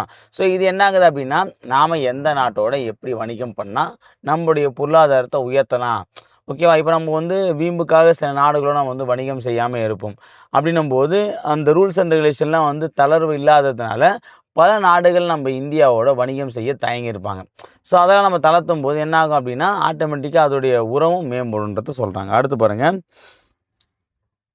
இந்திய ரிசர்வ் வங்கியால் வழங்கப்பட்ட சட்ட ரீதியான நீர்மை விகிதம் ஓகே எஸ்எல்ஆர் அதிகரிக்கப்பட்டது. ஓகேவா? அந்த ஸ்டாச்சுரரி லிக்விட் ரேஷியோ. ஸோ இது மூலமாக என்ன சொல்கிறாங்க அப்படின்னா அதாவது இந்த தங்கம் மற்றும் பத்திரங்கள் மூலமாக நம்ம வந்து நிறைய வாங்கி வைக்கும்போது அப்போ அந்த நம்பகத்தன்மையினத்து வந்து பார்த்தினா கூடும். ஓகேவா? அப்போ இந்த இந்திய அதாவது ஆர்பிஐ இருக்குது பார்த்தீங்களா, ஸோ அவங்க வந்து பார்த்தீங்கன்னா இந்த நீர்மை விகித பணத்தை வந்து பார்த்தீங்கன்னா அதிகரிக்கிறாங்க அப்படின்னும் போது இப்போது ஒரு பணத்தை வந்து கேஷாக வச்சுக்கிறத விட நம்ம வந்து ஒரு பத்திரமாவோ இல்லை கோல்டாக வச்சுக்கும்போது அது என்ன நாளடைவில் வந்து பார்த்தா நம்ம இன்க்ரீஸ் ஆகும். எக்ஸாம்பிள் வந்து பார்த்திங்க அப்படின்னா இப்போ நான் ஒரு லேண்ட் வாங்கி ஒரு பத்திரம் வச்சுருக்கேன், இல்லை அப்படின்னா வந்து பார்த்தீங்கன்னா நான் ஒரு கோல்டு வாங்குறேன் அப்படின்னும் போது இன்றைக்கி வந்து ஒரு சவரம் வந்து 1,00,000 வச்சுக்கலாமே, ஒரு 10 வருஷம் கழிச்சு என்ன ஆகும், அது ஆட்டோமேட்டிக்காக வளர் விகிதம் தான். ஸோ அதை நான் வந்து இன்றைக்கி ஒரு 10 ரூபா வந்து பீரோவில் வைக்கிறேன் அப்படின்னா 10 வருஷம் கழிச்சு அது 10 ரூபா தான். ஆனால் அதே நான் வந்து ஒரு பத்திரமாவோ அல்லது வந்து பார்த்தீங்கன்னா ஒரு தங்கமாவோ வைக்கிறேன் அப்படின்னா அதோட மதிப்பு வந்து கூடிகிட்டே இருக்கும். சரியா? ஸோ அதை வந்து அதிகரிக்கிறாங்க ரிசர்வ் பேங்க். ஸோ இதுவும் என்ன ஆகுது அப்படின்னா இந்த பொருளாதார முன்னேற்றத்துக்கு மிகப்பெரிய ஒரு காரணமாக வந்து மாறுது அப்படின்னு சொல்கிறாங்க. அடுத்து பாருங்கள், பன்னாட்டு நிறுவனம் எம்என்சி, அதாவது மல்டி நேஷனல் கார்பரேஷன். இந்த கார்ப்பரேட் கம்பெனின்னு சொல்லுவாங்க பார்த்தீங்களா, இந்த கார்ப்பரேட் கம்பெனியோட ஆதிக்கத்தினால தான் வந்து பார்த்திங்கன்னா நம்ம இந்தியாவில் பல நன்மைகள் நடந்திருக்கு, பல தீமைகள் நடந்திருக்கு. ஓகேவா? ஏன்னா நன்மை எவ்வளோ நடந்தது அதே அளவுக்கு தீமைகள் இருக்குது, அதை நம்ம மறுக்க முடியாத ஒன்று தான். ஸோ அப்போ என்னென்ன நன்மைகள் என்ன தீமைகள் இருக்குது, இந்த மல்டிநேஷனல் கார்ப்பரேஷன் கம்பெனியுடைய பணிகள் என்னென்ன தான் நம்ம வந்து பார்த்தோன்னா பார்க்க போகிறோம். ஓகேவா? இதுவும் நமக்கு சிலபஸ்ன்றது வந்து ஒரு டைரெக்டாக கவர் ஆகலை. ஆனால் உலகமயமாக்கல் அப்படின்னும் போது நம்ம இந்த எம்என்சியை தாண்டிட்டு போக முடியாது. ஓகேவா? அதை கண்டிப்பாக நம்ம வந்து படிச்சுட்டு போனால் தான் கரெக்டாக இருக்கும். சரியா? பன்னாட்டு நிறுவனம் என்பது நாட்டில் பண்டங்களையும் அல்லது பணிகளையும் உற்பத்தி செய்யும் அல்லது கட்டுப்படுத்தும் ஒரு பெருநிறுவனமாகும். ஒரு நாட்டில் வந்து பார்த்திங்க அப்படின்னா அந்த பண்டங்கள் மற்றும் அந்த பணிகளை வந்து உற்பத்தி செய்யக்கூடிய அல்லது கட்டுப்படுத்தக்கூடிய ஒரு அமைப்பு தான் என்னென்னு சொல்கிறாங்கன்னா இந்த எம்என்சி, மல்டிநேஷனல் கார்பரேஷன். ஓகேவா? இதனுடைய பரிணாம வளர்ச்சி என்பது பார்த்திங்க அப்படின்னா கிழக்கிந்திய நிறுவனம் ஒரு வர்த்தக நிறுவனமாக இந்தியாவிற்குள் வந்தது. அதன் பிறகு அரசியல் ரீதியாக நாடெங்கிலும் பரவலாக ஆதிக்கம் செலுத்தியது. என்ன சொல்கிறாங்கன்னா ஃபஸ்ட்டு வந்து பார்த்தா இந்த ஈஸ்ட் இந்தியன் கம்பெனி கூட நம்ம இந்தியாவுக்கு வந்தாங்கல்ல, ஆரம்பத்தில் அவங்க வணிகம் பண்ண தான் வந்தாங்க. ஸோ அதுக்கப்புறம் வந்து அவங்களுடைய அரசியல் அந்த பொலிட்டிக்கல் வியூஸை வந்து பார்த்தோன்னா இன்க்ரீஸ் பண்ணாங்க. அப்புறம் நாட்டு மக்களுடைய வீக்னஸை கரெக்டாக புரிஞ்சு அதுக்கேற்ற மாதிரி செயல்பட்டாங்க. ஆக்சுவலாக வந்து எம்என்சின்றது கான்செப்டே அதுதான். ஒரு இடத்துல வந்து பார்த்தோன்னா அந்த வீக் பாயிண்ட் என்ன, ஸ்ட்ராங் பாயிண்ட் என்னன்றதை கரெக்டாக பார்த்து அடிப்பாங்க. எக்ஸாம்பிள் வந்து பார்த்தோன்னா அந்த கத்தி படத்தோட பார்த்தீங்கன்னா ஒரு சீன் வந்திருக்கும். அதாவது இந்த தன்னூத்து கிராமத்துக்கு வந்து விவசாயம் தான் ரொம்ப முக்கியம் அப்படின்னு சொல்கிறாங்க. ஆனால் அங்கே இருக்கக்கூடிய இளைஞர்கள் எங்களுக்கு தொழிற்சாலை தான் வேணும்னு சொல்கிறாங்க அப்படின்னு சொல்லியிருப்பாங்க. ஏன்னா அங்கே வேலை செய்யக்கூடிய இளைஞர்கள் எல்லாருமே வந்து பார்த்திங்க அப்படின்னா வெவ்வேறு கம்பெனியில் வந்து வெவ்வேறு வெளிநாடுகளில் வேலை செய்கிறா இருப்பாங்க. ஸோ அவங்களுக்கே தெரியாமல் அவங்க பாஸ்போர்ட் எல்லாத்தையும் வச்சு அவங்களுடைய ப்ரூஃபெல்லாம் வச்சு நம்ம ரெடி பண்ணியிருப்பாங்க. ஸோ அப்போ ஒரு மல்டிநேஷனல் கம்பெனி எந்தளவுக்கு நெட்வொர்க்கிங்கை வந்து ப்ராட் பண்ணி வச்சுருக்காங்கன்றதுக்கு அந்த படத்தில் வரக்கூடிய அந்த ஒரு சீனே மிகப்பெரிய எடுத்துக்காட்டாக நம்மளே இருந்திருக்கும். சரிங்களா? ஸோ அடுத்து பாருங்கள், தற்போது இந்தியாவில் 4 பெரிய ஏற்றுமதி நாடுகளான அமெரிக்கா, இங்கிலாந்து, பிரான்ஸ் மற்றும் ஜெர்மனி போன்ற நாடுகளுக்கு சொந்தமான பன்னாட்டு நிறுவனங்கள் பெரும்பான்மையாக உள்ளது. இவற்றில் அதிகமானது யாருடையது அப்படின்னா அமெரிக்காவுடைய தம்பா. ஓகே, இந்தியாவில் 15 பெரிய பன்னாட்டு நிறுவனங்களில் 11 எதை சேர்ந்தது, அமெரிக்காவை சேர்ந்தது. ஓகேவா? அடுத்து பாருங்கள், இந்தியாவில் பன்னாட்டு நிறுவனங்களின் வளர்ச்சி அப்படின்னும் போது பார்த்திங்கன்னா 1991 அறிவிக்கப்பட்ட தாராளமயமாக்கப்பட்ட வெளிநாட்டு முதலீட்டு கொள்கையின்படி ஓகே, எஃப்ஐபி வெளிநாட்டு ஒத்துழைப்புகள் அதிகரித்து வெளிநாட்டு நேரடி முதலீடு, அதாவது ஃபாரின் டைரக்ட் இன்வெஸ்ட்மெண்ட், அதாவது எஃப்டிஐன்னு சொல்லுவாங்க, அதிகரிக்கிறது. ஓகேவா? அதாவது அந்நிய நேரடி முதலீடு அப்படின்னும்போது பார்த்தீங்கன்னா, அந்நிய நாடுகள், அதாவது நம்ம இந்தியாவில் வந்து பார்த்தீங்கன்னா நேரடியாக முதலீடு செய்யக்கூடியது. ஓகேவா? அப்போது ஒரு நாடு, சரி, ஒரு நாட்டில் இருக்கக்கூடிய ஒரு கம்பெனி, அந்த கம்பெனி வந்து நம்ம இந்தியாவுக்கு நேரடியாக வந்து என்ன பண்ணலாம், நாங்கள் இந்த இடத்துல இந்த தொழில் தொடங்க போகிறோம், எங்களுக்கு இவ்வளவு ஏக்கர் நிலம் வேணும், இவ்வளவு கரண்ட்டை தேவைப்படுது, நீங்கள் கொடுத்தீங்கன்னா நாங்கள் என்ன பண்ணோம், இவ்வளோ ரூபா வந்து இங்கே இன்வெஸ்ட்மெண்ட் பண்ணுவோம், இது மாதிரி இவ்வளோ பேருக்கு வேலை கிடைக்கும் அப்படின்ற தகவலை சொல்கிறாங்க. ஓகே, இதான் வந்து எஃப்டிஐ. இதுவும் வந்து பார்த்தீங்கன்னா அதிகரிக்க ஆரம்பிக்குது. ஸோ இது வந்து பார்த்தீங்கன்னா இந்த எம்என்சி கம்பெனியுடைய தாக்கம் தான். ஸோ அந்த கம்பெனிகள் தான் என்ன பண்ணுறாங்க, இந்த எஃப்டிஐ மூலமாக வந்து இந்தியாவில் பல்வேறு நகரங்களில் நிலத்தை கையகப்படுத்தி அந்த இடத்துல தன்னுடைய தொழிற்சாலை நிறுவி அதோட உற்பத்தியை பெருக்கி அந்த உற்பத்தி பொருட்களை வந்து பார்த்தீங்கன்னா வெளிநாடுகளுக்கு ஏற்றுமதி பண்ணுறாங்க. சரியா? ஓகே, அடுத்து பாருங்கள், இந்த எம்என்சியுடைய வளர்ச்சிக்கான காரணங்கள் அப்படின்னும்போது என்ன சொல்லலாம் அப்படின்னா, ஃபஸ்ட் வந்து சந்தை நிலப்பரப்பின் விரிவாக்கம். அதாவது பெரிய அளவிலான நிறுவனங்கள் விரிவடைந்து வருவதால் அந்த நிறுவனம் உள்ள நாட்டின் புவியியல் எல்லைகளுக்கு அப்பால் அதன் செயல்பாடுகளை மேலும் விரிவாக்குறது. சந்தை, இப்போ எம்என்சி அப்படின்னும்போது பார்த்தீங்க அப்படின்னா, இந்தியாவில் மட்டும் இல்லாமல் மல்டிநேஷ்னல் கார்ப்பரேஷன் அப்படின்னும்போது எல்லா நாடுகளுமே அவங்களுக்கு பெருவாரி நாடுகளில் அவங்களுக்கு கண்டிப்பாக என்ன இருக்குது அப்படின்னா அந்த கம்பெனிஸ் இருக்கும். ஸோ அப்போ என்ன ஆகுனா சந்தையானது என்னது விரிவடையுது. இப்போ எக்ஸாம்பிள் வந்து பார்த்தீங்கன்னா, ஒரு செல்ஃபோன் கம்பெனி வச்சுக்கலாமே. இப்போ இந்தியாவில் இருக்குது, இந்தியா சேர்ந்த ஒரு செல்ஃபோன் கம்பெனி, இந்தியா தவிர இன்னும் ஒரு 10 நாடுகள் வந்து என்ன பண்ணுறாங்க அப்படின்னா, அவங்க வந்து இந்த அந்நிய முதலீடு மூலமாக மற்ற அந்த 10 நாடுகள் என்ன பண்ணாங்கன்னா அந்த செல்ஃபோன் கம்பெனிஸ் வந்து ஆரம்பிக்கிறாங்க அப்படின்னும்போது, அப்போ இந்தியாவில் மட்டும் சேலான அந்த ஃபோன் என்னது 10 நாடுகளில் சேலாக போகுது. ஸோ அப்போ வந்து சந்தையானது கண்டிப்பாக என்னது, இந்த உலகமயமாக்கல் மூலமாக அந்த எம்என்சி, அந்த மல்டிநேஷ்னல் கம்பெனி மூலமாக அது எந்தெந்த நாடுகள்லாம் இருக்கும் எல்லாத்துலேயுமே என்ன ஆகுது, அவங்களுக்கு அந்த சந்தையானது விரிவடையுது. அது நிலப்பரப்பு ரீதியாலும் சொல்கிறாங்க. ஓகேவா? அடுத்து பாருங்கள், அது நிலப்பரப்பு மீன்ஸ் என்ன அர்த்தம் அப்படின்னா, நிலப்பரப்பையும் தாண்டி பறந்து பல்வேறு நாடுகளில் பரவி இருக்குன்னு சொல்கிறாங்க. ஓகேவா? அடுத்து பாருங்கள், சந்தைப்படுத்தும் மேன்மை. சந்தைப்படுத்தும் மேன்மை என்ன அப்படின்னா, ஒரு பன்னாட்டு நிறுவனம் தேசிய நிறுவனங்களின் மீது சந்தைப்படுத்தும் மேன்மையை கொண்டுள்ளது. இது சந்தை மதிப்பினை பெற்று அதன் தயாரிப்புகளை விற்பனை செய்வதில் குறைவான சிரமங்களை எதிர்க்க செய்கிறது. மேலும் பயனுள்ள விளம்பரம் மற்றும் விற்பனை ஊக்குவிப்பு தொழில்நுட்பங்களை ஏற்றுக்கொள்கிறது. ஓகேவா? இப்போ வந்து ஒரு பன்னாட்டு நிறுவனம், ஒரு பெரிய கம்பெனியை வந்து பார்த்தீங்கன்னா ஒரு நேஷ்னல் கம்பெனினும் போது ஒரு இன்டர்நேஷ்னல் கம்பெனி ஒரு நேஷ்னல் கம்பெனியோட டைப் ஆகிட்டு என்ன பண்ணுறாங்க அப்படின்னா, ரெண்டு ஒன்றா சேரும்போது இப்போ வந்து பார்த்தீங்கன்னா மாருதி சுசுகின்னு வச்சுக்கலாமே. இப்போ மாருதி சுசுகியில் வந்து பார்த்தீங்கன்னா மாருதின்றது இந்தியன் கம்பெனி, சுசுகின்றது வந்து பார்த்தீங்கன்னா ஒரு ஃபாரின் கம்பெனி. அப்போ 2 பேருமே சேர்ந்து வந்து பார்த்தீங்கன்னா இப்போ மாருதி சுசுகி அப்படின்னு சொல்லிட்டு விடுறாங்க. இப்போ நிறைய கார் வந்து பார்த்தீங்கன்னா இந்தியாவில் அதிகமாக சேல் ஆகக்கூடிய காருன்னு கேட்டிங்க அப்படின்னா கண்டிப்பாக என்ன சொல்லுவாங்க அப்படின்னா இந்த மாருதி சுசுகி காரை தான் சொல்லுவாங்க. ஸோ இதான் இதுக்குண்டான இந்த சந்தைப்படுத்தும் மேன்மை என்பது பார்த்திங்கன்னா, ஒரு பெரிய மல்டிநேஷ்னல் கம்பெனி இருக்கும். இப்போது ஒரு அந்த நாட்டில் லோக்கலில் வந்து பார்த்தீங்கன்னா ஒரு கம்பெனிஸ் இருக்கும். அப்போ 2த்தையும் டைப் பண்ணும்போது வந்து பார்த்திங்கன்னா அந்த பிராண்ட் வேல்யூன்றது கண்டிப்பாக என்ன ஆகுது, இன்க்ரீஸ் ஆகுது. சரிங்களா? அதான் சொல்கிறாங்க. அடுத்து பாருங்கள், நிதி மேலாண்மை. அதாவது இதில் நிதி வளங்களும் உயர் நிதி பயன்பாடுகளும் உள்ளன. இதனால் வெளிப்புற மூலதன சந்தைகளை எளிதில் அணுக முடியும் மற்றும் அதன் சர்வதேச புகழ் காரணமாக வளங்களை அதிகரிக்கவும் முடியும். ஓகே, என்ன சொல்கிறாங்க அப்படின்னா, அதாவது நிதி மேலாண்மைன்றது ரொம்ப ரொம்ப முக்கியமான விஷயம். ஓகேவா? ஒரு நாட்டுடைய வளங்களை வந்து சரியான முறையில் நம்ம பயன்படுத்தினா மட்டும்தான் ஒரு நாடு முன்னேற்றம் அடைய முடியும். அதே மாதிரி தான் வந்து பார்த்திங்கன்னா, இப்போ நம்ம வந்து ஒரு கம்பெனி ஆரம்பிக்கிறோம் அப்படின்னும்போது கூட வந்து பார்த்தீங்கன்னா தேவையில்லாமல் அந்த இடத்துல ஆரம்பித்து நம்ம ஒரு பலனே இல்லை அப்படின்னா அங்கே ஆரம்பிக்கிறதுல எந்த ஒரு ப்ராஃபிட்டும் நமக்கு வந்து வரப்போகிறது கிடையாது. ஓகேவா?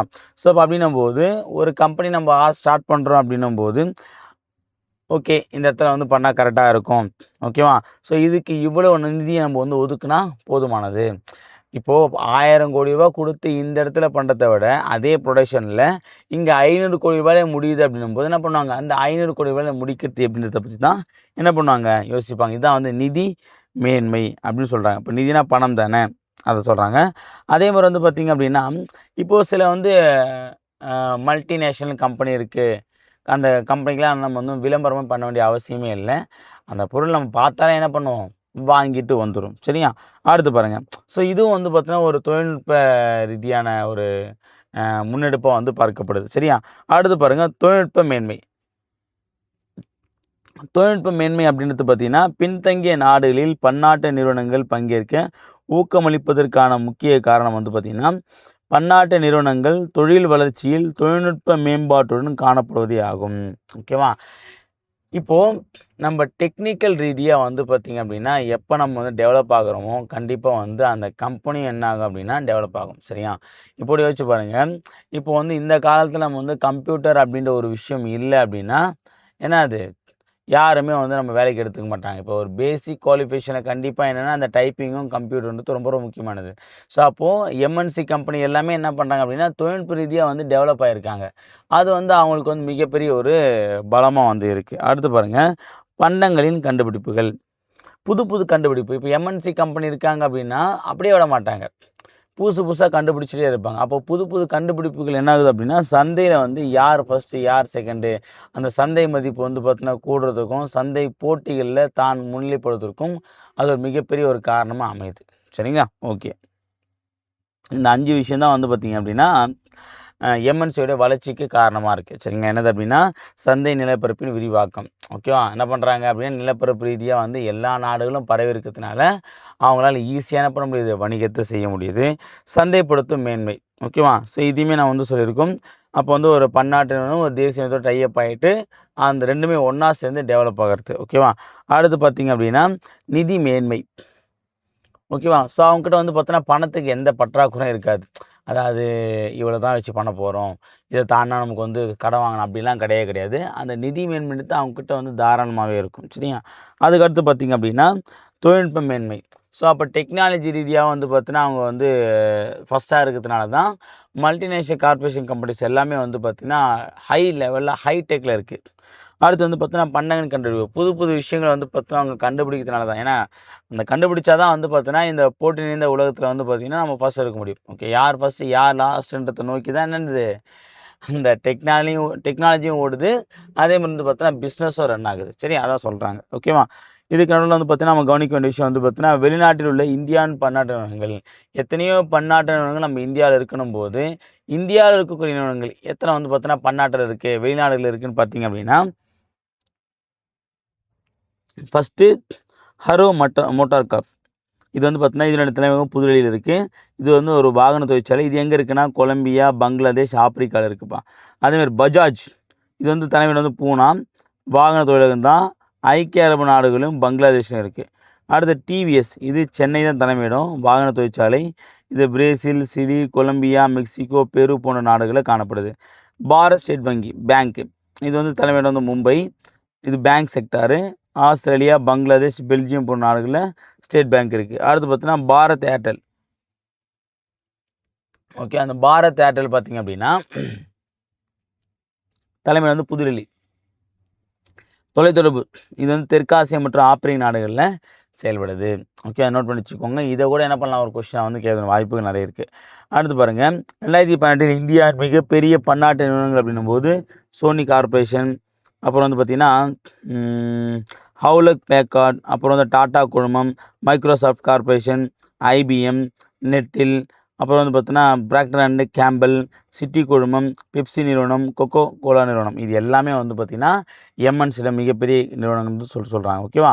அடுத்து நம்ம கவனிக்க வேண்டிய விஷயம் வந்து பார்த்திங்க அப்படின்னா எம்என்சியின் நன்மைகள் தீமைகள் என்னென்ன அப்படின்றத நம்ம பார்க்குறோம் அப்படின்னும்போது அப்போ எம்என்சியின் நன்மைகள் அப்படின்னு பார்த்திங்க அப்படின்னா பன்னாட்டு நிறுவனங்கள் குறைந்த விலையில் பொருள்களை தரமாகவும் மற்றும் பரிவர்த்தனை செலவு இல்லாமலும் உற்பத்தி செய்கிறது. ஓகேவா? அதாவது குறைந்த விலையில் என்ன பண்ண நிறைவான தரத்தை வந்து கொடுக்குறாங்க. சரிங்களா? ஏன் அப்படின்னா இப்போ ஒரு பொருளை உற்பத்தி பண்ணோம் அப்படின்னா தான் நமக்கு வந்து செலவு அதிகமாகும்னு வச்சுக்கலாமே. இதுவே வந்து ஒரு 10-20 பொருளை பண்ணும்போது நமக்கு என்ன ஆகும் அப்படின்னா ஆட்டோமேட்டிக்காக என்னது அந்த பொருட்கள் உற்பத்தி அதிகம் அப்படின்றதுனால ஹோல்சேல் பண்ணும்போது நமக்கு என்ன ஆகும் செலவுன்றது ஈஸியாக வந்து குறையும். ஓகேவா? ஸோ அப்போ நம்ம குறைந்த விலைகளுக்கு கொடுக்கும்போது என்ன ஆகும் அப்படின்னா அந்த பொருளை வந்து வாங்கும் சக்தி அதிகரிக்கும். ஒரு நன்மை. அப்போ வந்து அந்த பரிவர்த்தனை வந்து ஆட்டோமேட்டிக்காக வந்து பார்த்திங்கன்னா செயல்பட ஆரம்பிச்சிடும். அடுத்து பார்த்திங்கன்னா 2வது பாயிண்ட், பன்னாட்டு நிறுவனங்கள் விலைகளை குறைப்பதால் உலகளாவிய நுகர்வோரின் வாங்கும் சக்தி அதிகரிக்கிறது. என்ன சொல்கிறாங்க? பன்னாட்டு நிறுவனங்கள் விலைகளை குறைப்பதால் உலகளாவிய நுகர்வோரின் வாங்கும் சக்தி அதிகரிக்கிறது அப்படின்னா ஒரு நிமிஷம் இருங்க.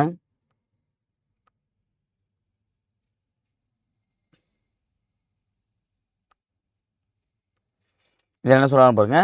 சரி, பன்னாட்டு நிறுவனங்கள் விலைகளை குறைப்பதால் உலகளாவிய நுகர்வோரின் வாங்கும் சக்தி அதிகரிக்குது தான் போனாட்டி சொன்ன பாயிண்ட் தான். ஓகேவா? இப்போ வந்து பார்த்தோன்னா நம்ம நார்மலாக வந்து ஒரு பொருள் இருக்குது, ஒரு பொருளோட விலை 10,000 வச்சுக்கலாமே. இதுவே நம்ம வந்து நார்மலாக இப்போது இந்தியாவில் இந்த மோட்டோரோலா, மைக்ரோமேக்ஸ் இந்த போன்ற கம்பெனிலாம் இருந்துச்சு. இப்போ அந்த கம்பெனிலாம் கிடையவே கிடையாது. ஓகேவா? இப்போ வந்து அதெல்லாம் பீட் பண்ணிவிட்டு நம்ம வந்து பார்த்தோன்னா அந்த மோட்டோ, அதுக்கப்புறம் வந்து பார்த்தீங்கன்னா அந்த மோட்டோவானதான் இப்போ மோட்டோ வந்துருக்கு. இந்தியன் பிராண்ட்ஸ் கம்பெனியை தாண்டி இந்த மற்ற கம்பெனியோட பிராண்ட்ஸ் வந்து பார்த்தீங்கன்னா வந்திருக்கும். ஏன் அப்படின்னா அவங்க விலையை வந்து கம்மியாக கொடுத்தனால. அப்போ விலையை கம்பெனியாக கொடுக்கும்போது கம்மியாக கொடுத்தாலுமே தரமான பொருளை கொடுக்கறதுனால என்ன பண்ணுறாங்க அப்படின்னா மக்கள் அதை நோக்கி போக ஆரம்பிக்கிறாங்க. சரிங்களா? ஸோ அப்போ என்ன அப்படின்னா இந்த இடத்துல எந்த நாட்டிலேருந்து உற்பத்தி ஆகிற ஃபோன்றதை பற்றிலாம் பார்க்கறதில்ல. விலை எப்படி இருக்குது, அந்த விலைக்குண்டான திறன் இருக்குது அப்படின்னா அதை வந்து நோக்கி வந்து ஓட ஆரம்பிக்கிறாங்க. ஸோ அப்போ என்ன அப்படின்னா மக்களுடைய வாங்கும் சக்தி என்ன அது ஆட்டோமேட்டிக்காக அதிகரிக்கிறது.